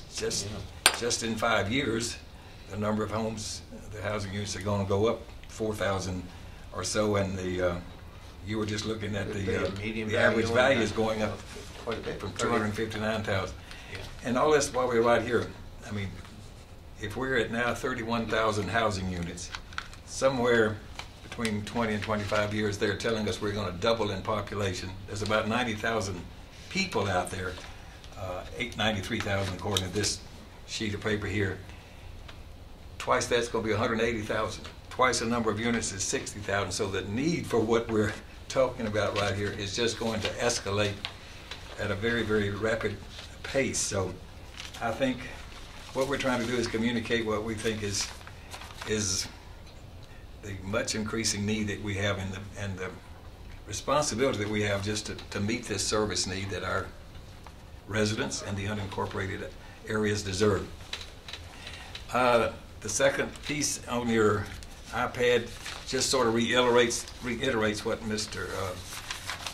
Gentry was telling us here. That's sort of a summary of the ISO ratings that we have currently in the county, and we do have a 5 in our Rutherford County area. Amarillo is at a 6, Kittrell's 5, Walt Hill's a 5, so we're doing really good at those locations. Las Casas is a 6, and even Christiana is a 6. Midland is at a 9, and Eagleville's at a 7. So there is still room for improvement, but we have made major improvements, and our volunteers have made equally good improvements. But we have to work hard to maintain those levels, and they're going to be reviewing this. ISO's coming in the 1st of April to evaluate even Murfreesboro, but a lot of our volunteer fire departments have been notified that they're going to be evaluated. So we're hoping we can hold on to what we have. Okay, and you can see we're having in the neighborhood of 110 to 120 structure fires in the unincorporated area every year, even now. All right, and then the third thing that you have on there, item C, just again, you can see the differentiation in the actual rates for insurance based on the ISO rating for a $200,000 dwelling. A Class 9 typically $1,664. If you can drop that down to a Class 5, you're at $1,000. So it's $600 savings. It is extraordinarily important that we do our very best to reduce these ratings and maintain them. As we get into this further discussion, you're going to see that we've talked about for a year or two now replacing apparatus, and half of the main engines that we have in our volunteer departments and in our county department are 25 years old, and the other half are about 15 years old. So what we want to do, and we prepared a schedule, and you can see that on agenda item presentation number D. You can just see where and what years. It's going to take us 12 years or thereabouts to get a reasonable effort made to replace all of these engines, and we'll be replacing 2 or 3 of those per year, and over this period of 10 to 12 years at about $1 million a year on the average, we'll have that apparatus replacement task taken care of. And you're going to be seeing some numbers on what that takes to make that happen when we look at the full budget presentation. All right, you're going to find in your packet three budget alternates, I'll call them. And the first one is under E, is budget alternate number 1. That right there is basically a continuation budget from where we are right now. Now, Mr. Farley has asked for 1 additional person. We have 14 full-time people right now. We have Chief Farley, a recruitment staff person that's funded by a grant, and we have 12 full-time positions funded with a grant. So those 14 full-time positions are current. This budget is for 15, and right now we won't focus so much on the details of the specifics, as we want to get a bigger view of the whole picture first if we can, but so I'm just going to describe that. You can see, if you look over on the second page of that, see the total currently. Current budget is $1,646,000. You can see that in 2016 it would be $1,669,000, and they're small incremental increases over a period of 5 years. So we're going to be looking at a 5-year budget projection, so you can see the impact of this funding and these additive numbers of positions and the grants, etc., when we look at the total summary of this. Now, you know that we have been given permission to apply for another grant for 12 full-time positions, and we don't know if we'll get that or not, but we'll probably know hopefully maybe by July the 1st. Maybe before we're actually through with this whole budgeting process, we would know whether we're going to get that grant or not. if we get the grant, what we are recommending, Chief Farley and myself, is that we would go not to alternative number 2, but alternate number 3, which would give us the additional 12 full-time positions to fund another location 24/7. But in the event that might not happen, our fallback position would be this. We think it's important, strategy-wise and location-wise and support-wise, that we put a second station with some additional full-time people on the north side of our county. Our current full-time location is on the south part of Rutherford County on Barfield Road over there, Old Barfield Road. And it's quite a long distance from there to north side of our county, Walter Hill, Las Casas, Milton, etc.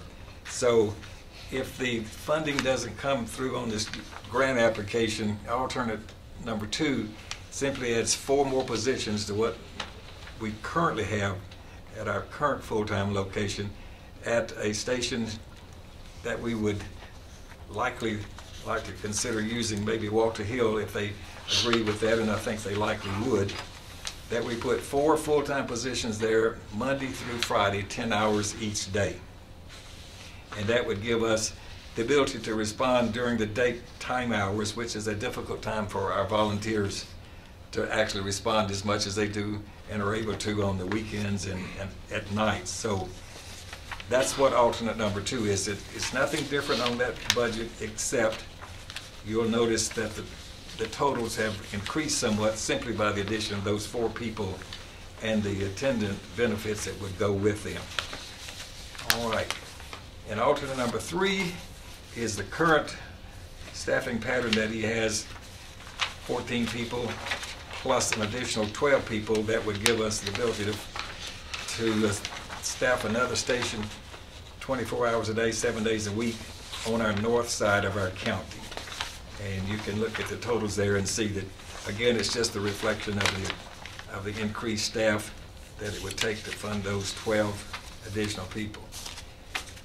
Now, we'll let you look then at these summary pages, which will give you a better overview of what we're really talking about here with respect to operating cost and with respect to all the funds that are available to support our fire department, and then what it's going to take to execute this apparatus replacement plan. And you can see at the bottom of each of those 3 sheets what it's going to take in additional money that we don't have.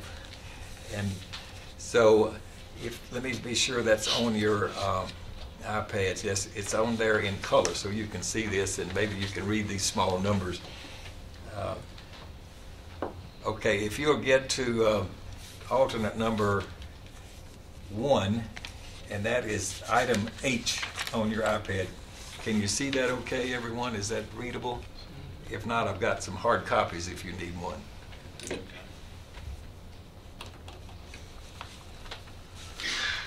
All right, are you all there? And it's print big enough that you can see that with some ease possibly. Okay, and if you remember, alternate number 1 is simply a continuation budget, and Mr. Farley has asked for 1 additional person, which I haven't agreed to or disagreed to yet, but we'll just sort of leave that on the sidebar. And if you look at the top, starting at the top, you have the total operating cost for that particular option. Just continue as we currently are. And you can see that in 2016, we're increasing $22,978 from our current budget, from $1,646 to $1,669. Now, when we go down to the middle portion of that page there, here is all the sources of revenue that we have to support the fire department. First, we have the grant funds, and you can see that the person that we have that's our recruiting person helping us get volunteers, etc., we still have 2 years left on that grant. So we're getting full reimbursement, you might say, for that position for 2016, and then we'll still get it in 2017, and you'll see In the next 3 years, it's blank. That money is not available anymore. The first 12 positions that we have that are funding our firefighting positions, we still have the year of 2016 that we'll get our funding.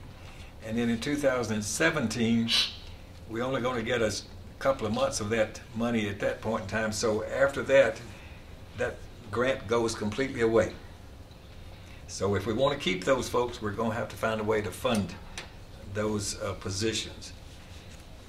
So now we want to talk a little bit about Situs revenue, S-I-T-U-S. And that's revenue that we gather, collect in the unincorporated area. And bear note that by statute, we're not allowed to spend money on a service in the unincorporated area. That only applies for that unincorporated. We cannot take the revenues from the non-areas. In other words, we cannot take money from jurisdiction or areas like Murfreesboro, Smyrna, and the property taxes there in the Verne and use it in the unincorporated area for a service that only applies for that unincorporated area. And the fire service is a service, one of the services that only applies to the unincorporated area. So it has to have its own funding sources that meet all these criteria. So grant funds and these items that we've listed here for county Situs sources is all that we have available to pay for the operating costs today and as time goes on. All three of these options, the Situs money is the same. It doesn't change because we choose to add a person or add positions. And those Situs revenue sources are hotel motel tax, sales tax, hall income tax, beer tax, and mixed drink tax. So you can see how all that adds up. All right. I have a question. Yes, sir. Has there been any increase in the amount of these taxes in the last few years coming forward? There are small increases, yes, sir, continuously. There will be some, and there have been. And I think Lisa has put, like, for example, she's projected on the hotel motel a 1% increase a year, and on the sales tax 2%. We're probably getting that much and a little bit more. She's taken a conservative approach, so she has shown those numbers increasing as you go forward. Hall income tax, I don't know if they're going to hold the counties and the cities, I guess you could say they're going to grandfather us. They're talking about doing away with that. Our state legislatures are, but that's still a smaller piece of what we've got, but we've left that in place, assuming they don't take that away from us, that $260,000. Okay, so just to take one simple example here, you can start at the top with an operating cost budget of $1,669,000. We've got revenue from the grants and from the Situs sources of $2.368 million. So we've got $698,000 that we can apply toward the purchase of apparatus. And in the first year of our plan, that takes $1,240,000. So we can't execute a continuation budget and start the first year of our apparatus plan without finding $541,000 more dollars. We can't do it. And if you go across a little bit further, the second year you can see the operating cost would be $1,701,000. We'd have this, the revenue goes down a little bit because the grant revenue is decreasing substantially. Now we've got $218,000 left to spend on apparatus replacement that we need of $1,004,000. So, yes, sir. Just stop a minute and explain the apparatus to everyone, Okay. and that it's not just for the county fire department, but also for the volunteer fire departments, Right. just to let people out there that are Well, hearing this and got their mouth open and maybe that far. If you or want to go something. back to sheet D, is an apparatus plan there, okay? And look at that sheet. If you, Well, I'm saying just overall, explain Overall. how old what we have are and then why they have to be replaced. You can't, Well, all it's of just our like you all can't of our drive your car volunteer- forever. all of volunteer stations and all of the stations that we now have under the Rutherford County, they have basically two sets of equipment, and one of them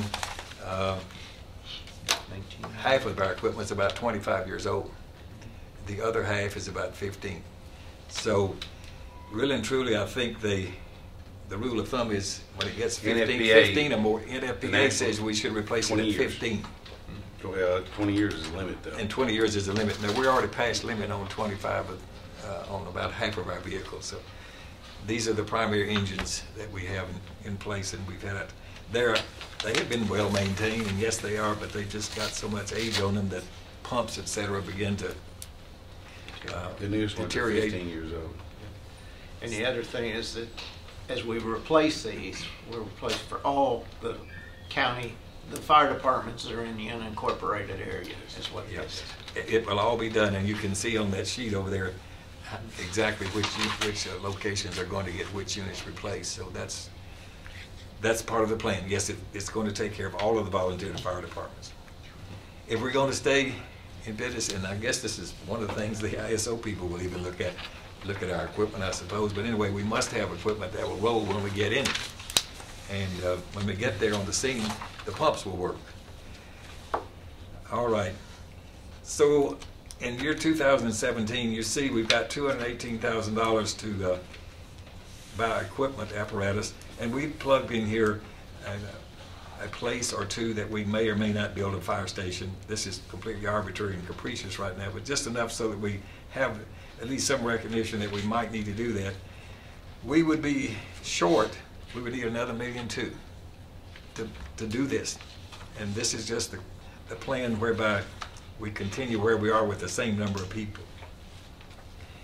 All right, so you can see as that goes across the page there, depending on how many pieces of equipment we have projected in our plan to replace, that how many dollars we are needing in excess of what actually is being generated by the taxes that are in place.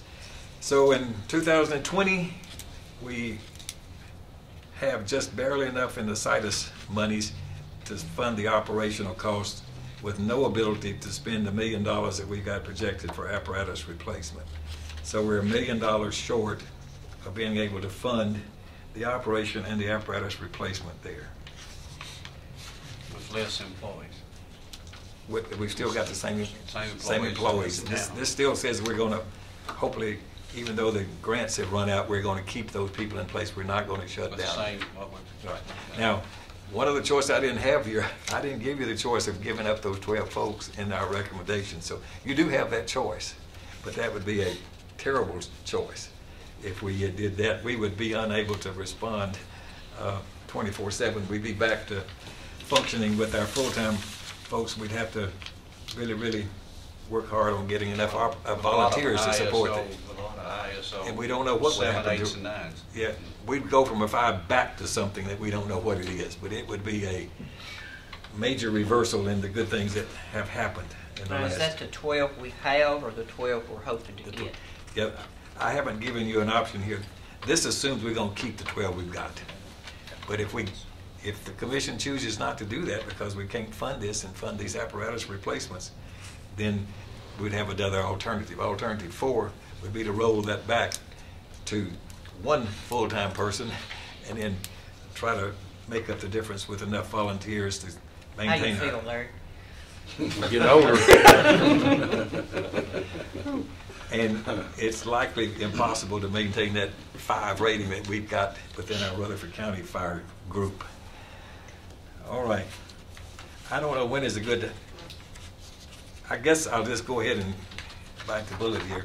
And so there's only one other choice to be able to make this whole. There's no other source of money that we've got here. The only option that we have by statute is to have a tax that is only applied to the unincorporated area for this very sole specific purpose. It can't be used for any other purpose. If we put this tax in place, then it can be used for fire purposes only. I mean, so that's just the way it is, and we don't have any other option. So if we needed $541,000 more to execute our plan, keep our people in place, and buy apparatus over a period of 12 years, I wish we could do this in a much shorter period of time, but we just don't think that it's financially probable, we would have to put a tax of 3.8 cents on our unincorporated property owners. Every penny out there in the unincorporated area, 1 penny will generate $140,000. And to get 541,000, it'd have to be 3.8 pennies.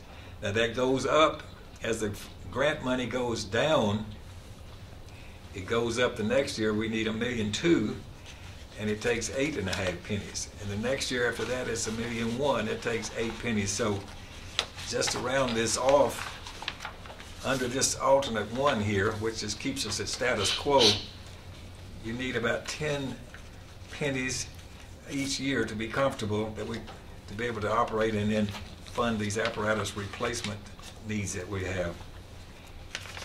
And I think, all right, back to my first sheet that I told you that we'd come back to,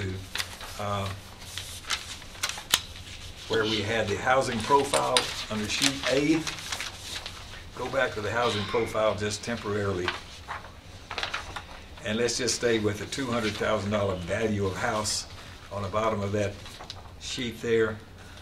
At a 10 cents fire tax on a $200,000 property, that is $50 per year and $4.17 per month. So for $50 per year, we can maintain this service and continue to improve it that we have, and potentially save as much as a few $100s or maybe $500 or more on an annual insurance premium.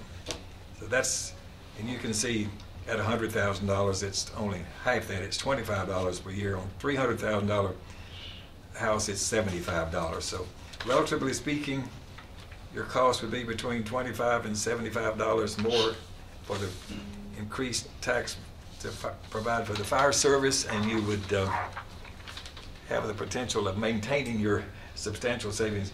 Since we put this in place and we've reduced from 9 to 5, a whole bunch of folks have saved $300, $400, $500 per year in their insurance rates, and we just must maintain our ability for them to have that kind of savings.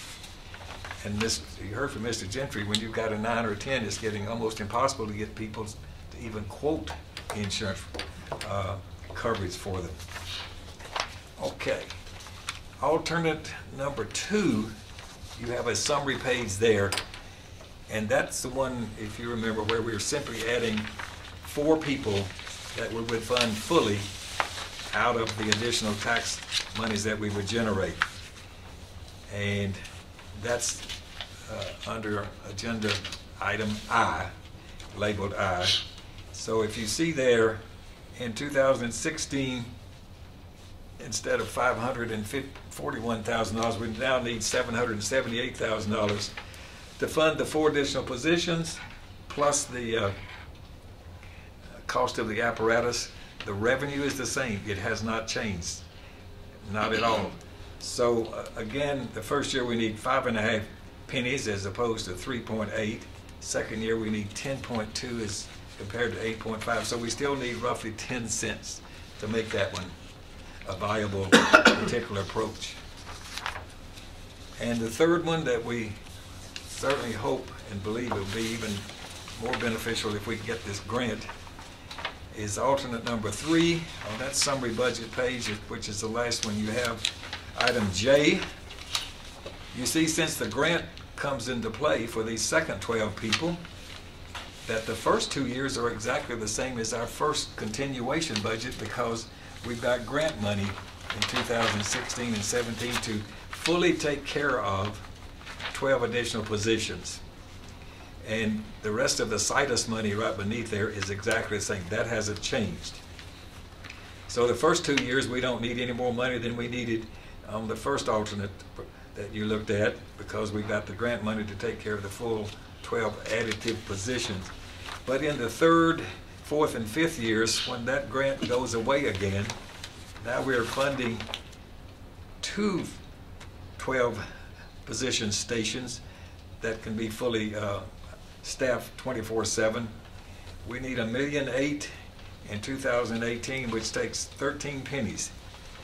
And in 2019, we would need 8.4, and in 2020, we would need 12.3. So somewhere in the neighborhood of 15 pennies or 15 cents. And if you go back to the first item that you have on your iPad A, you can see that for 15 cents on a $200,000 home, instead of $50 as we talked about just a moment ago for the 10 cents additional tax, it would be $75.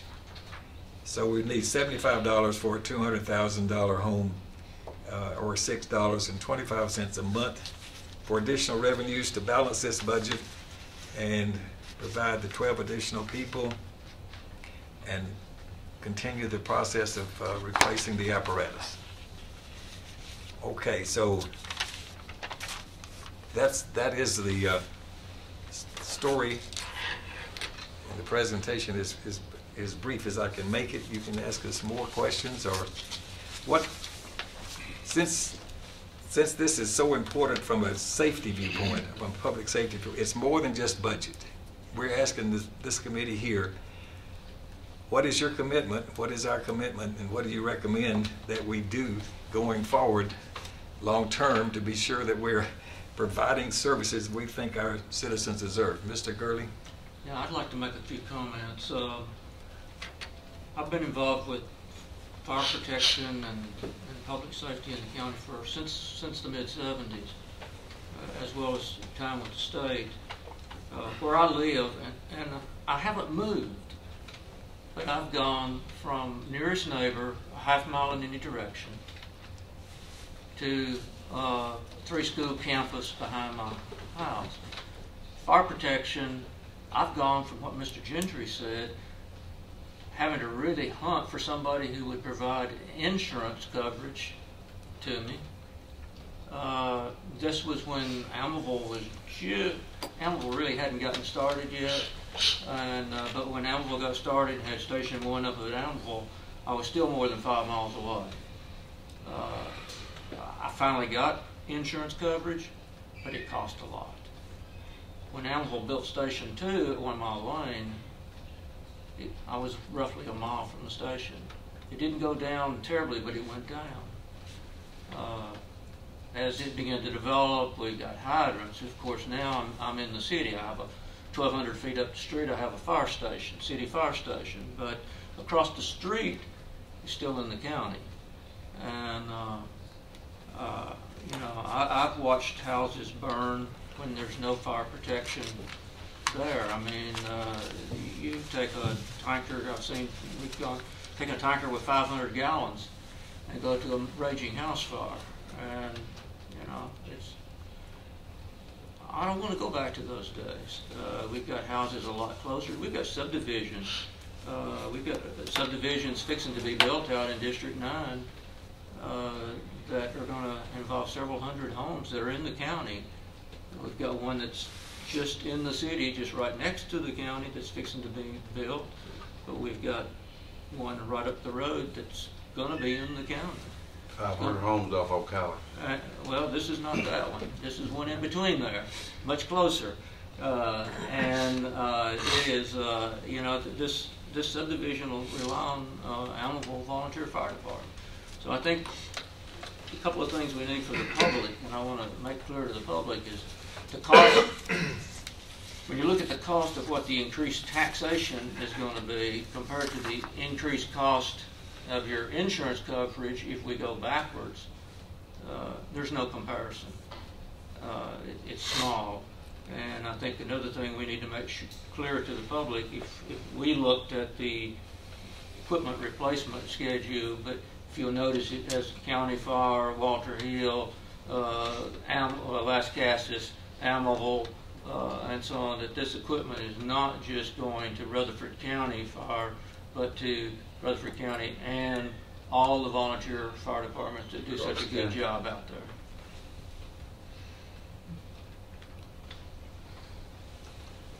It was somewhat controversial, a lot of discussion a couple of years back when we decided to apply for that grant. But I think a lot of commissioners at that time made a commitment. There's a lot of new commissioners. As a matter of fact, most of this committee is new commissioners, and the commitment that this older commissioner, experienced commissioner, made was not just for that 4-year grant, but it was a commitment for us to move forward. And just in addition to what Joe said down there, that's not even considering where our population is going and how it affects all of those folks that come in, and our development community, and water usage, and it just goes on and on and on and on. This type of a budget is something that I think a lot of us actually committed to. And how do you grow the way we're planned? And we think it's realistic, because if you just look at past history, it predicts what's going to happen in the future, and everything in the past has come to bear. And that means that probably we're going to have those same things in the future. And if we're not ready for it and planning for it, then we're also going to be in a kind of a world of hurt. I'm not real sure, but I think like a $200,000 home is the taxes on it's about $1,500. Does that ring a bell? Is that about right? I think it's a little bit high, but not much. Around it's about $1,400 bucks. And if you even do the 50, you're talking about it's not counting city. A very small percentage in what their taxes would be compared to what the insurance rate could be, and the citizens are going to come out just financially a lot better. Well, I know when Royal Glen went from $1,200 to $3,500, I had a lot of people call me and they were not happy with me. They were not happy at all.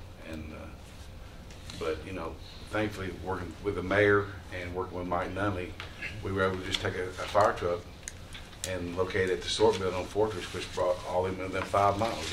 It was a simple fix at that time, but. So there's a big old plastic tank too for a tank. The other consideration too is the Nashville.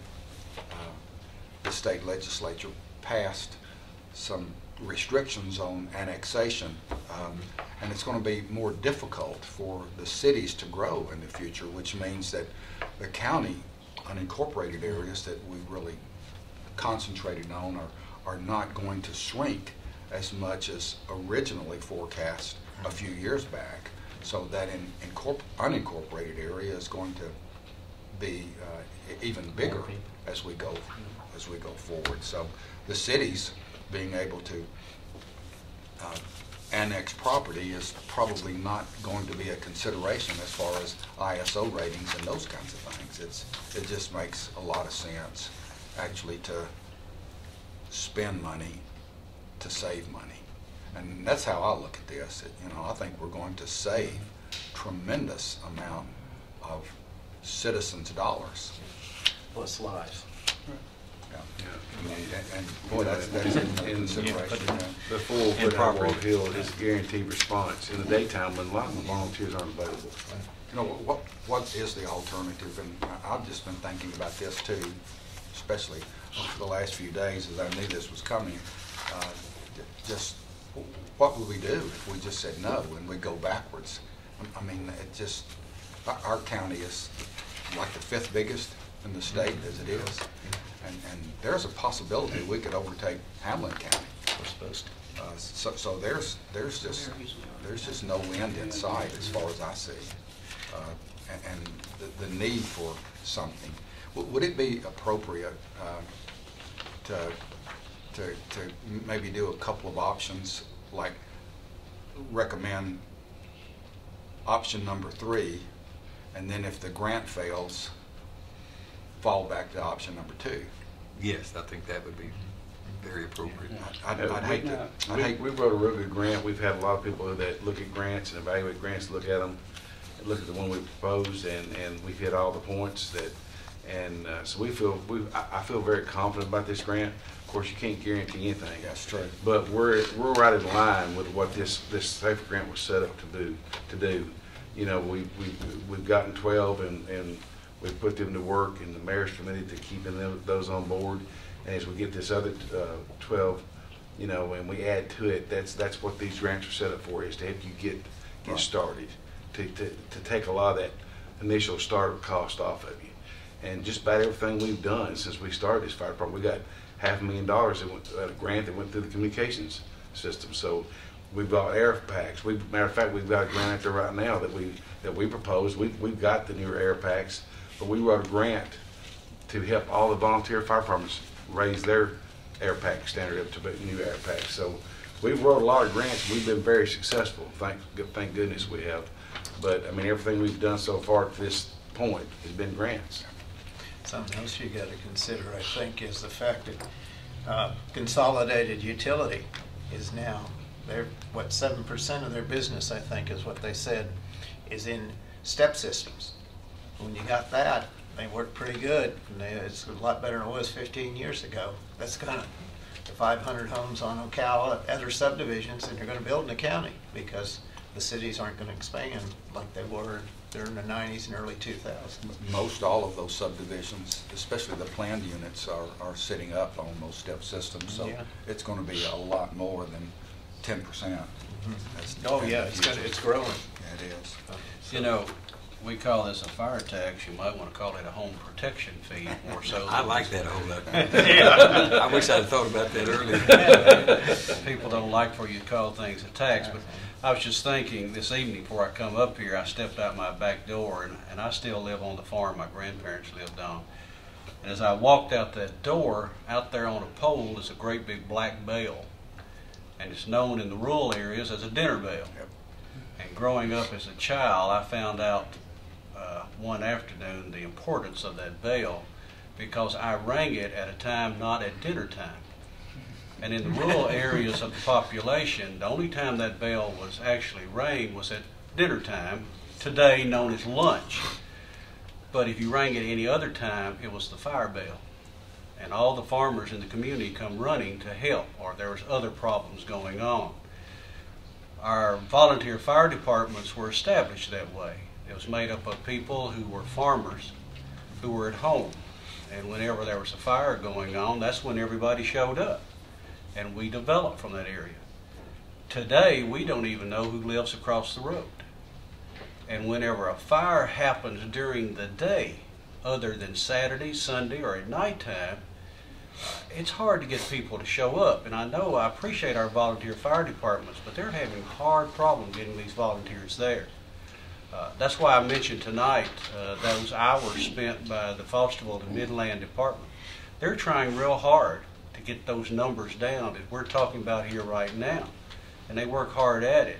And It's a big commitment on them too. It's a big commitment. And if we don't do something to support people like that, as well as our Rutherford County Fire Department, we're leaving people out there in a bad situation. I live in a rural district, approximately almost 100 square miles out there. There used to be this term I've heard from people say, well, if you move out in the rural areas, you accept the risk. That's not true in this county anymore. Our police cars used to run around with big whip antennas on them. They don't do that anymore. They have computers in them. Our ambulance service used to come from the funeral home too. Well, now we just got through tonight talking about some very expensive equipment for those. So why shouldn't our fire department be the best that we can have in Rutherford County too? Because that's what our people are looking for. And the thing that we need to emphasize too is, we're asking people to spend 2 Starbucks coffees a month. Yeah. I mean, basically is what you get down to. And average person, we're looking at $40 a year is what we're talking about. And this money can only be spent for fire operations, nothing else. Right. So I mean, I feel like it's important, and Commissioner Pierce should tell you back when I was chief of Lascassas, I had a lot of farmers on that department, and we had good coverage in the daytime. But I had a mule and a wagon. all them, a lot of those farmers aren't farming anymore. You will know. So we don't have the availability of people in the daytime like we used to. Yeah, I agree that, you know, we have a very good fire department coming out of Barksville. We also need that coverage to the north side of town because they deserve just as good coverage as the south side does. One thing I don't like to see here is that we're kind of taking a roller coaster approach to the 3-cent tax, maybe an 8-cent tax the next year, back down to 13 cents, 8 cents. You know, and we're asking for 15 cents. Kind of praying that we'll get a grant, you know, and maybe, you know, we'll get a grant or not. You know, I don't like going back to the well so many times. My recommendation would be that we do a 20-cent tax. And, you know, not necessarily count on the grant coming in. If it is, if we get a grant, so much better off. But let's do a one-time, ask one time. I think I made a statement that once that if you, you know, if you take a shot, it only hurts for a minute, but the benefits are long-lasting. And that's the way it is, I believe, with asking for this fire tax. You ask for it now, and it's only going to hurt them a minute. And what we're adding, another $25, so that'll be $100. Well, 20 cents would be $100. $100 for a $200,000 home. Right. So I mean, you know, $25 or extra, but the benefits are going to be long lasting because I know you can use the money, you can get the men you need, and it'll only hurt them one time, I believe. Question on that, though. An interesting point. I think we would have, if anything that comes out of here would be a flat number. Right. But it made me think of something I haven't even heard discussed yet. What happens in, it'll be 2018 when we have a reappraisal? What is it under the same regulations as the property tax? Yeah, then? you would have to. It would be adjusted if values went up, the tax amount would go down. Again, it's the commission's decision. You know that full well. Well, yeah. But Well, yes, that's we would decision we makes would it. have a certified rate, Yeah. just like you do on the current Okay. property tax. It tells you this rate generates roughly the same amount of total revenue for the whole county. So you'd have a certified rate on this little piece too. You'd have to vote to change it. You'd have to vote to change that. Okay. If we grow faster and so on, we may see a need, to accelerate the equipment replacement. Right. If we wind up with some excess, then we may accelerate that. There's a lot of opportunities that we as a body can Right. decide on. And that's what I was saying. Let's don't go and ask just for enough. Let's go and ask because we know this county's going to grow, and you're going to need more men. You're going to need more equipment. I'd rather do it right now instead of going back every year and say, well, we need more money. We need more money. Well, you're going to have to go back as they build more stations and have to have more apparatus. You'll go back in 2020, right? Well, Right. Right here, plays out. as your houses grow, Yeah. you're gonna get more, you get more. But I'm saying you don't have to go back next year, hopefully. Well, we believe that we can replace the apparatus. We think 15 will cover it. He's just saying give us a little bit more margin for everybody. I think 15 cents would handle through the full 12 years of apparatus. I think that's enough money to make it happen. The whole income tax. It eventually is going to go, I think. It could go away, but they claim they may hold us harmless on that. Okay, so, but that's always a risk. Let me make an attempt at a motion. if I No, could. wait. I've got one more question. Fire away. You're the negative Nelly here. Okay. When you go to charge or implement this fire tax, people are not going to have any choice other than to pay, correct? Correct. Do we take on any type of liability issues if we fail?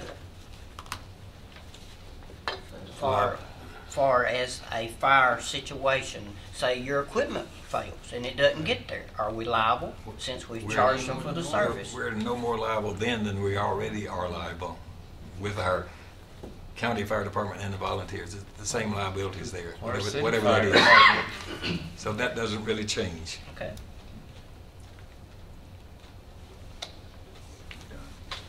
Yeah, I'm done. Go ahead. That's a good question, it really was. I move that we forward the budget with a positive recommendation on plan number 3, and if the grant falls through and does not come to materialize, then we recommend plan number 2. Number 3, if we get the grant money. Number 2, if we do not. And I recommend it at that 15-cent level. I'll second that. Heard the motion, we have a second. Further discussion. Hearing none, call the roll, please. Commissioner Gurley? Yes. Commissioner Nipper? Yes. Commissioner Piercy? Yes. Commissioner Phillips? Aye. Commissioner Reed? Yes. Commissioner Sereno? Yes. Commissioner Schaefer? We have 4 people on this Did committee. you say yes or no? I haven't yet. Okay. We have 4 people that's on this committee that are rural, and I happen to be in a city, and the 4 all voted yes. I don't see any reason that I should not vote yes. So yes. I want to thank you all for your time, consideration, and I want to thank Mr. Gentry for showing up tonight to give us some, what I felt like was very valuable independent information. Actually, it's refreshing to see not only the mayor, but you, Larry, work so hard putting a plan together that would actually end up saving taxpayers dollars by spending a little bit, saving quite a bit, and it's just refreshing. I've spent so much time in the mayor's office here lately, he's tired of looking at me. All right. All right, thank you very much, John. Thank you. He didn't disagree. We want to take 5 minutes before the sheriff, or do you want to press on? Oh, let him bring Let him bring. Okay, we'll take 5 minutes. He said he's going to be a while. Take a break.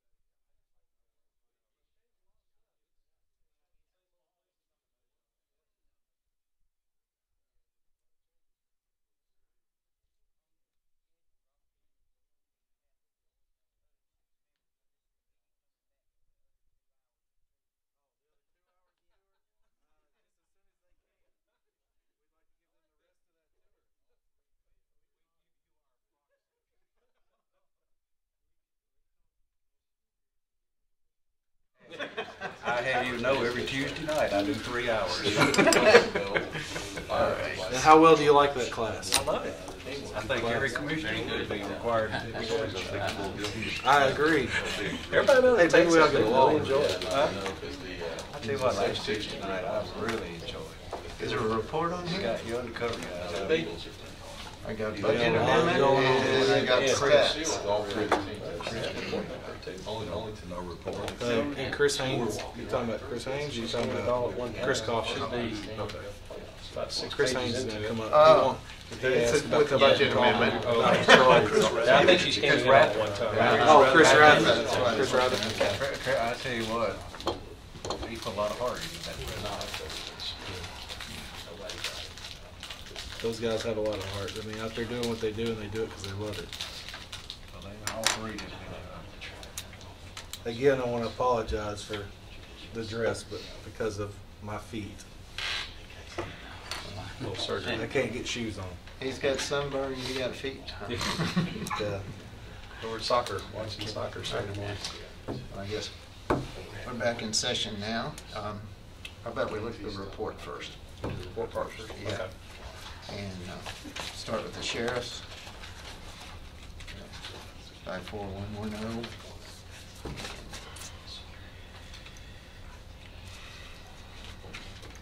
you just tell us, Mr. Russell? Well, for this What's time of in year, trouble? yeah, this time of year, everything's starting to kind of wind down and dwindle down. There's not a whole lot left here and there, but we're making do with what we got. The only thing that's been beneficial is that you know, fuel's been cut in half this year at the gas pump, so that's saved us a few dollars. But we're where we are, where we should be on at this time of year. So, not going to be a whole lot left over this year, and that once the budget's done, normally we turn in $400,000 or $500,000. I don't think we're going to hit that this year. One thing I wanted to bring to y'all's attention was, I'm not seeing it on here, but for juries. 5410-194. If you notice that line item, we budgeted $10,000 for it. We spent all but about $730. We come up with another jury trial. We're going to go over that, and we're going to end up having to ask for more money on that. And right now, there was one jury trial, and I think they put that off. And I don't know when it is, but I just want to give y'all a heads up on that. Because usually when we do these budgets, we don't know what's in the wind of what the district attorney and them are going to do when it comes to trials. So we've had 3, I think, good jury trials this year.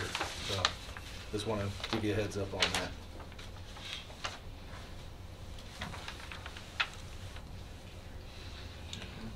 Does anyone have any questions on the sheriff's report? Then you can push on over to the jail.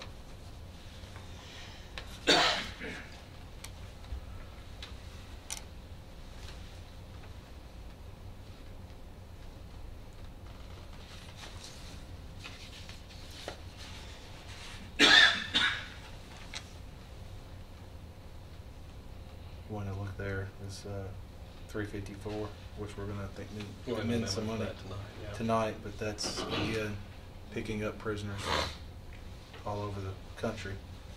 And we don't know how many more are going to come in. We're going to amend some money tonight.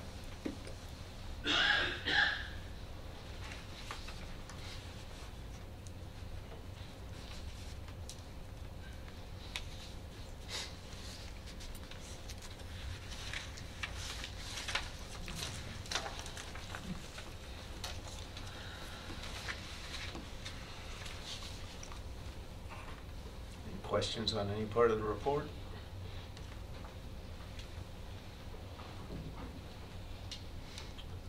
If not, we'll entertain a motion.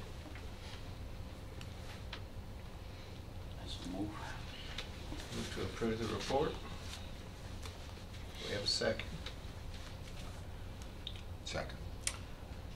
We have a second. All in favor signify by saying aye. Aye.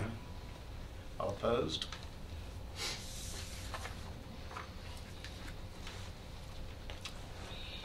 proceed with my list. In the church, we call it a litany. What's up? Okay. How many of these are just general fund? All of them? Yes.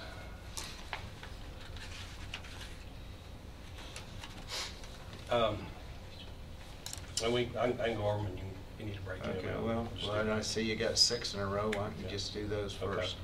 Okay. First one is insurance recovery check came in for a vehicle that was totaled, so it was $4,176. We'd like to put those funds back into our new vehicle line item so we can replace the vehicle. The second item, as I mentioned before, we're running ahead on fuel, so to cover some shortages we've got in some of the other line items, we're going to move some of those funds within our budget. So we're going to pull $160,000 out of fuel, gasoline, and we're going to put $83,580 in related benefits into the sheriff's office overtime, and then $60,000 into other equipment, which is to buy an automated secure gas buoy system for our facility. The one that we have has been dead, and we've tried to put it in our budget several years in a row, and just have never had the funding to take care of it. So we're going to try and take care of that this year while we can. The third item is we're going to pull $5,000 from our maintenance agreements line item on the detention budget side. Same thing, $3,000 coming from repair and maintenance of equipment on the detention side. And we need to move that into prisoner transport, which we brought up previously just a few minutes ago. So we're going to roll that $8,000 into prisoner transport on the detention office budget side. Excuse me. Let's see. Number 4 is we're going to move $5,000 from our data processing equipment line item and put that into data processing supplies. You'll notice that line item's got like $300 left in it. We're running low already on supplies for that for the year. We need to buy some additional printing supplies. The last item is selling materials, and at $706, it was for the scan program at the sheriff's office, and we are going to move $706. We're going to recognize the revenue and then turn around and put that revenue into the $499 line item, which is where the scan program uses its funds from at the sheriff's office. Okay. So that's the first 5. All right. First. And then 6 is on the next page. And keep going. I just I saw the end. Let's just stop at the first 5 so we can take a look. Anybody have any questions on it? Talk to me about overtime. We're out. We're out. Okay. So who's it used for? It's used for everything. It really is. And that's one thing you're going to hear about when Lieutenant comes up here about patrol. The vast majority of it's gone for patrol. We're shorthanded. So we're having to call in officers. Officers are having to stay over on the sheriff's medical leave or... We have some that's out of the medical leave. You know, we have a lot of issues. We've talked about that before, about FMLA, sick time, and most of the time, on average, we're lucky if we have 9 deputies a night. That's a good night. There are sometimes we don't have that, and so we'll call people in. We'll keep people over, trying to keep deputies on the road. So Lieutenant Haynes wants to talk to you about that here in just a little bit, though. Okay. Well, what's striking me is last month, wasn't it? $150,000 went for food, right? And it came out of unassigned fund balance. And now we got $160,000 that we can. Well, basically, say that $100,000 can go for overtime, and $60,000 out of gasoline for a gas system. I guess it is to make the pumps work better. Well, that's an automated system that's secure, so you have to use a card to be able to get fuel. Okay. Right now, I can pull up those pumps and fill up my own car. Right now, that system's been out for many years, and it was brought to our attention that uses now. Right. Well, we use our own. We have our own fuel but station. they have one similar. Yes. Okay. And Lisa Nolan and I talked about it and highly recommended I get it fixed. Okay. Well, another question on it then about you get that money for restricted for public safety. The one we always ask questions about. And sometimes we hear an answer for it sometimes. Sometimes you don't, that's right, Yeah, yeah. sometimes we hear the Tom Cruise statement, right? Okay. Okay, it's not overtime, put people on patrol or whatever, is that not public safety? Mhm. So why can't that be used? Because we don't want to use it. Because you don't want to use it, Correct. okay? What about the drug But fund? we have used it in the That, past. we've used Yeah, it in the yeah, past we for have used it in the past, numerous yeah. projects, but we've got a project we're saving money for right now, and so that's why I don't want to use that money. You don't wanna use it. Okay, what, the drug fund money? Yes.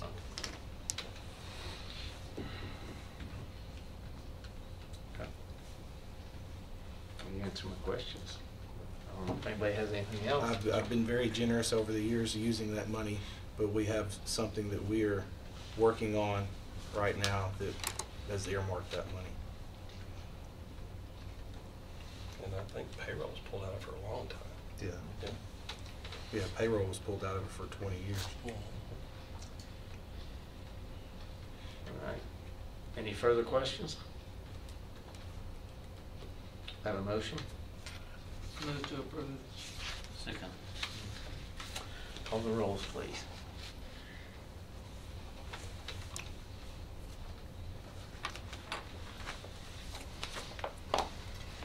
Commissioner Gurley? Yes. Commissioner Nipper? Yes. Commissioner Piercy? Yes. Commissioner Phillips? Aye. Commissioner Reed? Yes. Commissioner Sereno? Yes. Commissioner Schaefer? No. The advantage will be your last, too. So, what do you got? I have a couple more after this. Yeah. You can just continue on. I'll go ahead, just look, okay, all of them. All right, well, let's take the next two then. Okay. Okay? So the next one is we have received reimbursement in the amount of $15,198 under the Organized Crime Drug Enforcement Task Force, and it was basically, it's a total of $25,000 that we have used in our own overtime that's reimbursable. And so this money has been verified, it has come back in, and so we're going to put those overtime dollars back into the overtime account that they originally came from and the related benefits. So that's what number 6 is for. You can do the next one? Yeah. Okay. All right, the next one. That $15,000 that comes from the state, did you say? It's a federal. Yeah. It's not for DUI checkpoints, eh? No, sir. Number 7 is $17,950 is basically what, it comes from the Board of Education. It's where every year, it's where all the SROs go and work the games and anybody that works the stuff, football games and things like that. And so we budget a certain amount of dollars every year as reimbursable from the Board of Education. This year was $120,000. We've gone past that, and so to balance out that account, she's wanted to pay $17,950 from the Board of Education, and we'll put that back into the Sheriff's Office BOE budget to take care of the rest of the year, so that everybody can then work proms and any leftover games, graduation, stuff of that nature. And so it's $15,000 will go back into the overtime budget and related benefits. Keep going, you want to just take those two? Those are overtimes. No, let's just take the two overtimes Yes, sir. together. Okay? Do we have any questions? Where's that money coming from again? Which one? The one you just said, the $17,000. Board of Education. Coming out of the Board of Education. Yeah. It's where they used to pay everybody at the games. Instead, now they're running it through the Yeah. county accounting system. Okay, thank you. Yeah.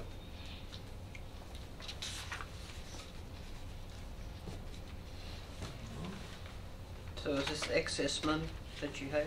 No, this is pulling money that we've spent out of our budget, and then the school system's going to reimburse us. But you But already spent more than what the school, the $120,000 Right. for overtimes in the school gives on. Well, and on the BOE SRO. budget, just a few dollars, about $3,000 or $4,000 is that internal budget. We kind of track it internally, and then we realize we go beyond the 120 that we originally budgeted for. The school system asked us And to so, work different things, and Yeah. so it's gone over. And so what we're doing is we're estimating what we need for the rest of the year, and she's going to go ahead and that'll be billed from the school system. So. That's why, if you remember a few years ago when our budget overtime went dramatically up was because Yeah, 120. because the school system used to pay the officers cash, and then we brought it to the county's attention that they needed to be run through the county system, so we started doing this. So you heard the request. Have a motion, one way or the other?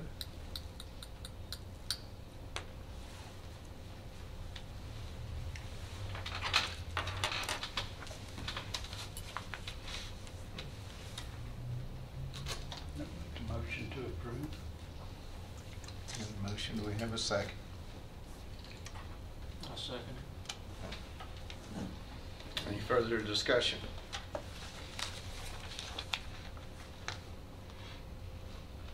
Call the roll, please. Commissioner Gurley? Yes. Commissioner Nipper? Yes. Commissioner Piercy? Yes. Commissioner Phillips? Aye. Commissioner Reed? Yes. Commissioner Sereno? Yes. Commissioner Schaefer? Yes. You go with number 8? Ready? Yeah. Okay. Okay. All right, so this amendment is to request to provide funds for she's going to have the virtual consolidation project of the Rutherford County Sheriff's Office and the City of Murfreesboro and the County EMS Dispatch.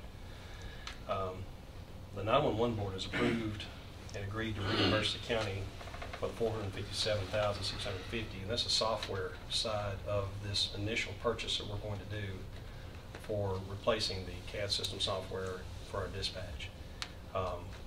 There is a hardware cost that we've got to provide.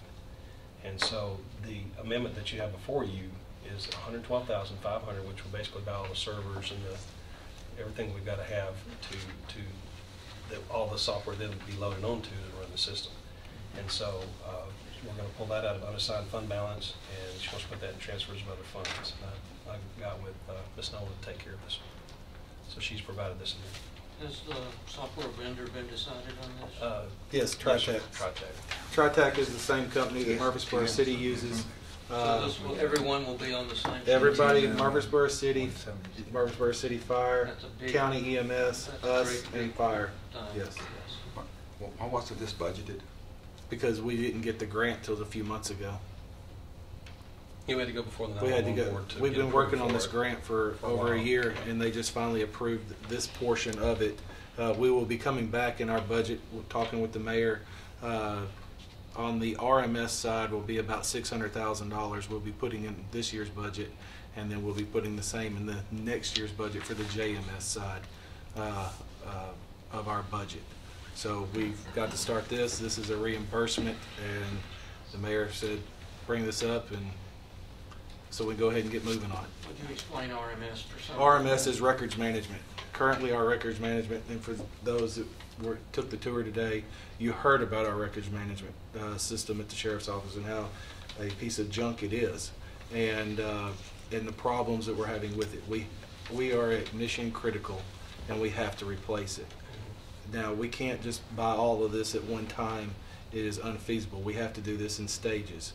So we are starting out with the RMS, the CAD system first, and this is what you're seeing here in the $400 and some odd thousand that the sheriff's office worked very hard to get a grant for, to pay for a third of this project. Just like I did with the hardware when we replaced all the consoles in dispatch. Now we worked very hard to get that, so we are here. We've got the grant to approve for the $400,000, but to make it work, we got to have the hardware, and it's going to cost us $112,000. So here we are. Why do we pay it all? Why didn't Murfreesboro pay? Because Murfreesboro's got their own system. We're doing our own system, and eventually we'll be a right brain, left brain. They're going to end up updating to what we're doing, but we have to. And this isn't just for the sheriff's office. This is also for the fire department. And the first time ever, the fire department is going to have a CAD system that is designed for fire. Right now, currently, the way that it works, it's been rigged over the years to work, and it basically works backwards from our law enforcement side. So when our people that are putting in information, they have to back out of the law enforcement side and go into the fire side, and it works backwards from the way the law enforcement side. So we'll have one system that will work, and it's hopefully going to be fantastic. Murfreesboro City's been using it for 15 years.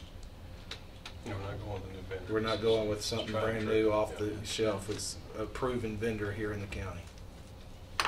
Okay. Who's over this area out there? Is it, Over where? it's not Lieutenant Lynch, is it? That's a different area. That's a Over. different person. Okay. No, but not, Over. that doesn't work for us. Okay.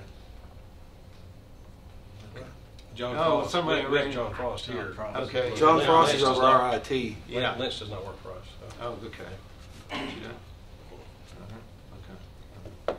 But, you know, well, I saw several things out there today, and I was trying to narrow down which one. Lance, Lieutenant Lance. It's- That's there what you Lance- go. That's who it I was was. thinking, Okay. Lance. That's close. Lieutenant Lance. Probably have my glasses on. All right. Yes. Okay. No. I know all the names on the roster now. Yeah, that- Real quick, I thank know you. we don't have Lynch that works for us. There so. you go. That's it. You- Okay. All right, you heard the request. Mayor Burgess, this is coming out of unassigned fund balance. It looks like we've committed a little over 18 million of the $19 million budget for this. What's that going to do to the rest of the requests for the rest of the year? And undesignated. We got 18 Well, million left. First of all, it probably won't reduce us below our 15% minimum. I think we're still safe there. Okay. I think 12 million is your floor or something like that. I don't know. I don't know if they have any money in the current budget or not. I have no idea about that. That was the first thing that was asked, and we knew that we didn't have any money within our budget to. This server configuration, I believe they told me, if this is correct, that this will take care of the RMS and the jail management system as we go forward. So this gets them a piece of hardware that they can add all the rest of the components on, which will take probably the next 2 fiscal years to actually implement. Is that a fair statement? Yes, sir. I so move, Mr. Chairman. Second. Motion and a second. Any further questions? Call the roll, please. Commissioner Gurley? Yes. Commissioner Nipper? Yes. Commissioner Piercy? Yes. Commissioner Phillips? Aye. Commissioner Reed? Yes. Commissioner Sharino? Yes. Commissioner Schaefer? Yes. Imagine y'all be going through this again in about 2 weeks, right? Oh, yeah. But just remember, safety over budget. Yeah. It's like pulling teeth sometimes you get the answers. Accommodations going to be work for Miss Becky too, so.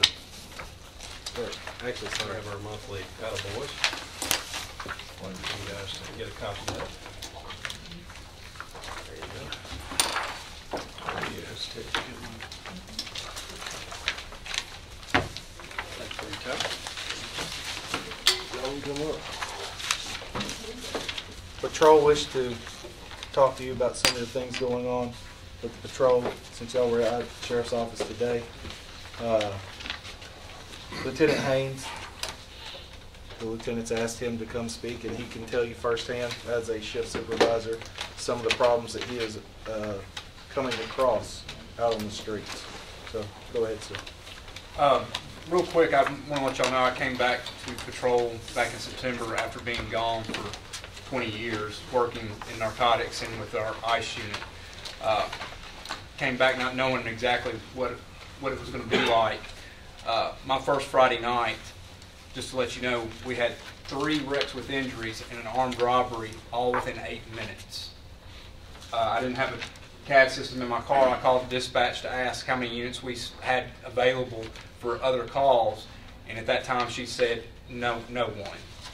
And that's something that's been played out several nights since then, especially on Friday and Saturday nights. Our manpower issues are tremendous. It's a public safety threat. There's times that we're one dramatic incident away from not having anybody. Last Monday night we're dealing with a veteran who had post-traumatic stress syndrome. We were trying to track him down all over the county. For about 3.5 hours we had 3 deputies to answer calls for service. 3. If you have a domestic situation, we always send two deputies to a domestic. If we had that going on and anything else, we would have nobody. There's nights now that we have zones that need to be patrolled, that are in y'all's districts that are being unpatrolled because we do not have the manpower to do it. On my shift alone, I have 17 deputies, I have 2 corporals and 4 sergeants. Right now, I'm down 3 deputies due to turnover, where deputies have left for other jobs. I have 1 that is committed to the Tennessee National Guard, and he's answering that call, so that's 4 down. I have another one who is on FMLA, so that's 5 deputies down. That gives me, I believe, 14 to schedule over 7 days, 10-hour shifts, and I'm hurting. I'm hurting bad. I think in the next couple of weeks you'll hear some requests for manpower, and I'm out there nearly every night, and it's justified. We've got to have some help. Riding around the county, I was 17 years on the interstate, riding up and down the interstate. I didn't know what was going on in the county, and as I ride around the county and I see what is happening as far as the growth, the amount of houses being built, and the way the annexation laws are, they're not going to be annexed anytime soon, and we have to service that. And so I'm just letting you know that it's a safety issue for your constituents. It's a safety issue for my deputies. And I hope it's something that y'all will take into consideration over the coming weeks and coming months. One thing to consider too is if there was a shooting on your shift, how would that affect your shift? Yeah, I discussed that with the sheriff the other day. There's some nights we have 7 or 8 deputies assigned. If they are involved in an officer-involved shooting, say 2 or 3 officers are involved, they go on administrative leave pending a TBI investigation. So you've just almost taken my shift and cut it tremendously. And I can't tell you how many times every week we get calls where I'm sitting there thinking this is going to be the call where something like that happens. We're dealing with a different animal than what we were dealing with 20 years ago. I remember 20 years ago, I was on the north end, Captain Spence was on the south end, and Jim Barrett was running as a supervisor, and that was all we had. And when I came to patrol, I thought, well, man, we've got all the people we need. We're not even close. Not even close, and it's something we're going to have to really address. You said you've lost 3 to turnover? Yes, sir. In the last? Probably 3 months. We have right now, I can speak for my shift, I've got 2 that just graduated from the academy that are coming to my shift whenever they get off the training program, and that's another 8 weeks for one, and I believe 10 weeks for another. And then I have another that we hired that has past law enforcement experience that's coming to my shift, and I believe she's 8 weeks out. So you can get him back to where he was with no extra man in your budget or money? I'm sorry. You can get him back to his full 3 that he's lost with no extra money from us? Yeah, those guys, they're coming through training. They're coming through training, and we'll do stuff with overtime as we need to. But those guys, he's saying they're about 8 to 10 weeks out from being cut loose. Yeah. And it won't take any more money to get them through that 8 to 10 weeks. That's already budgeted, their salaries. But the big thing, too, is to always think about is when we do. Right now, we've got 7 total in training. We've lost 7 in the past 4 months or so. Yes, sir. These people who are leaving, are they leaving for non-law enforcement jobs or other law enforcement jobs? Mostly other law enforcement jobs that pay better. So, go ahead. And you were asking about the overtime budget, what happens to it? That's what happens to it, okay? If he don't have enough people, I gotta ask members that are off, that work another shift actually, or whatever, to supplement that. And of course, we have to pay them overtime. Nobody works for free.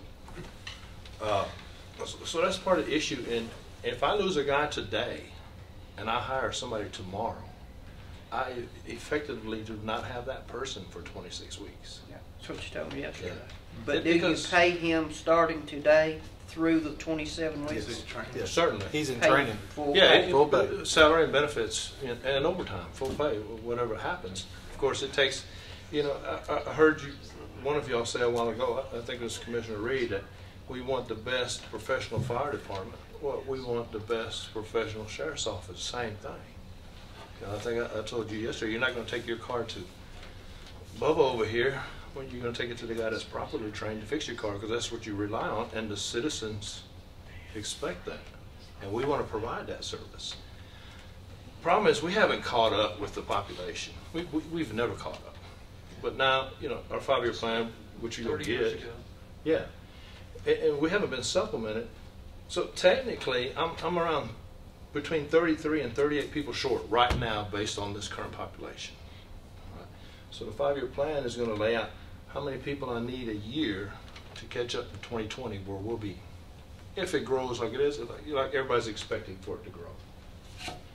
So, you know, there's a lot of stuff that comes into play that is not considered up front because you don't know about it. There's some training issues that come up sometimes. If I call you in for training, something comes up, I got to pay you, you know, but I also need to train you. Recently I went up to a conference up in Chicago, and I learned something that literally shocked me about some new type of drugs and stuff that's in our community. Well, I got to get that information out to them so that when they run into it, that they don't accidentally overdose themselves from fentanyl or whatever is out there. I got to give them that training, and that's training that's not counted on in advance because you don't know it until it happens. But that's a very that's a definite safety issue, because he needs to know when he sees this drug, if he touches it, it's going to kill him. Whether it kill him or not. Okay. Which leads to another whole thing. I'm going to have to buy kits that they can give themselves shots to prevent that. TBI issue is out now. Yeah.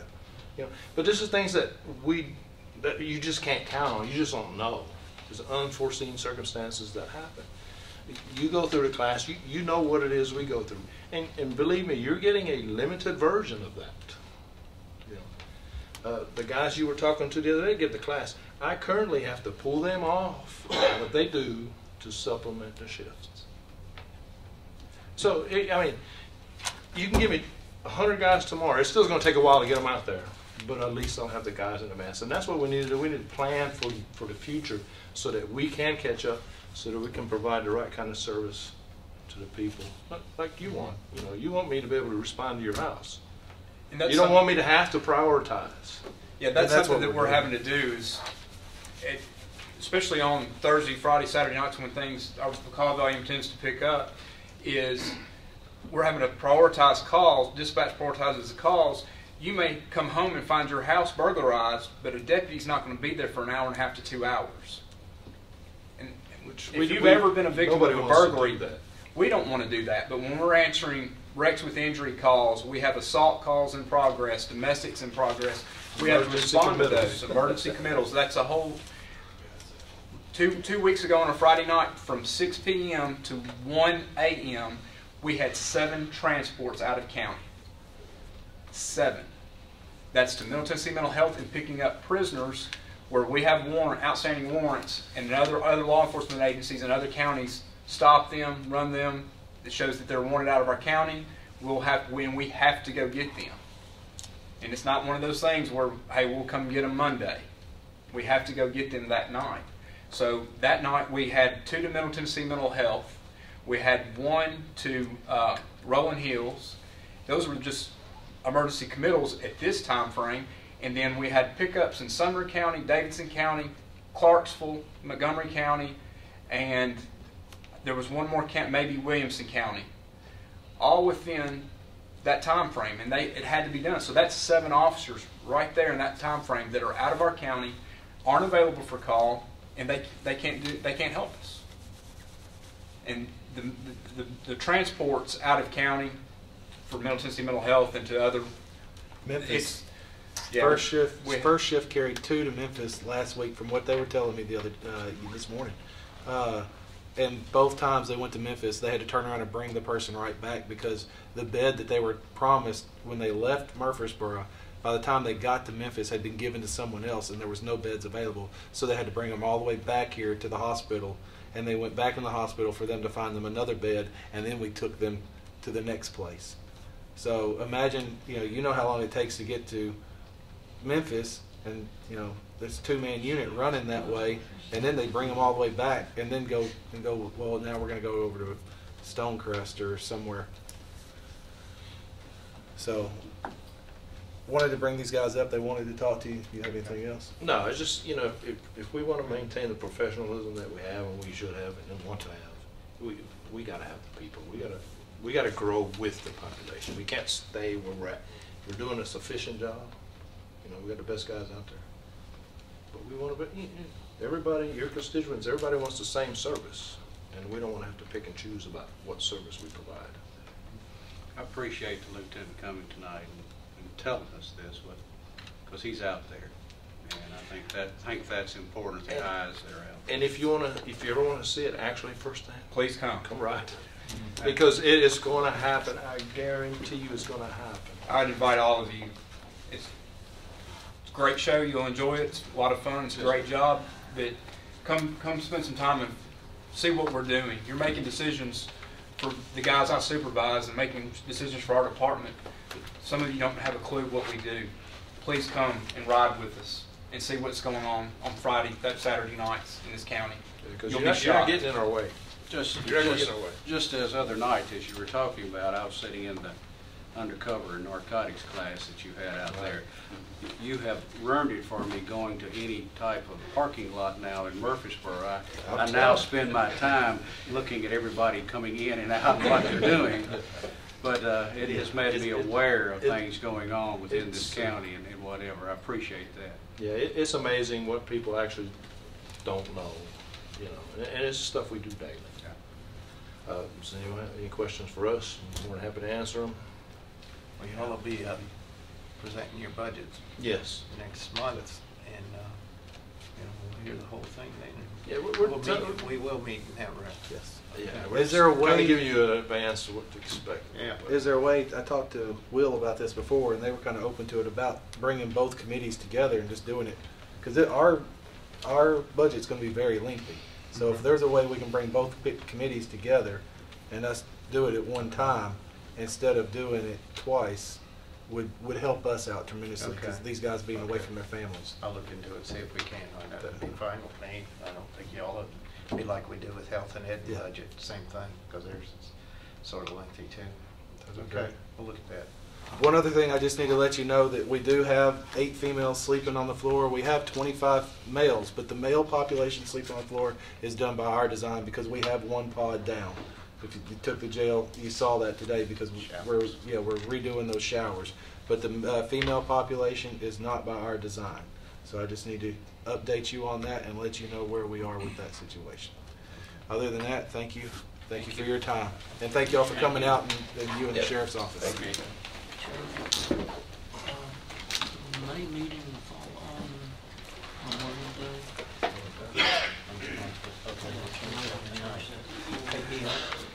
Ask Joe if he can stay for a minute.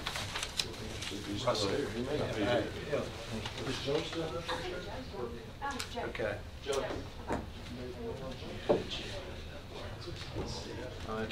Includes the agenda. Does anyone have any other business?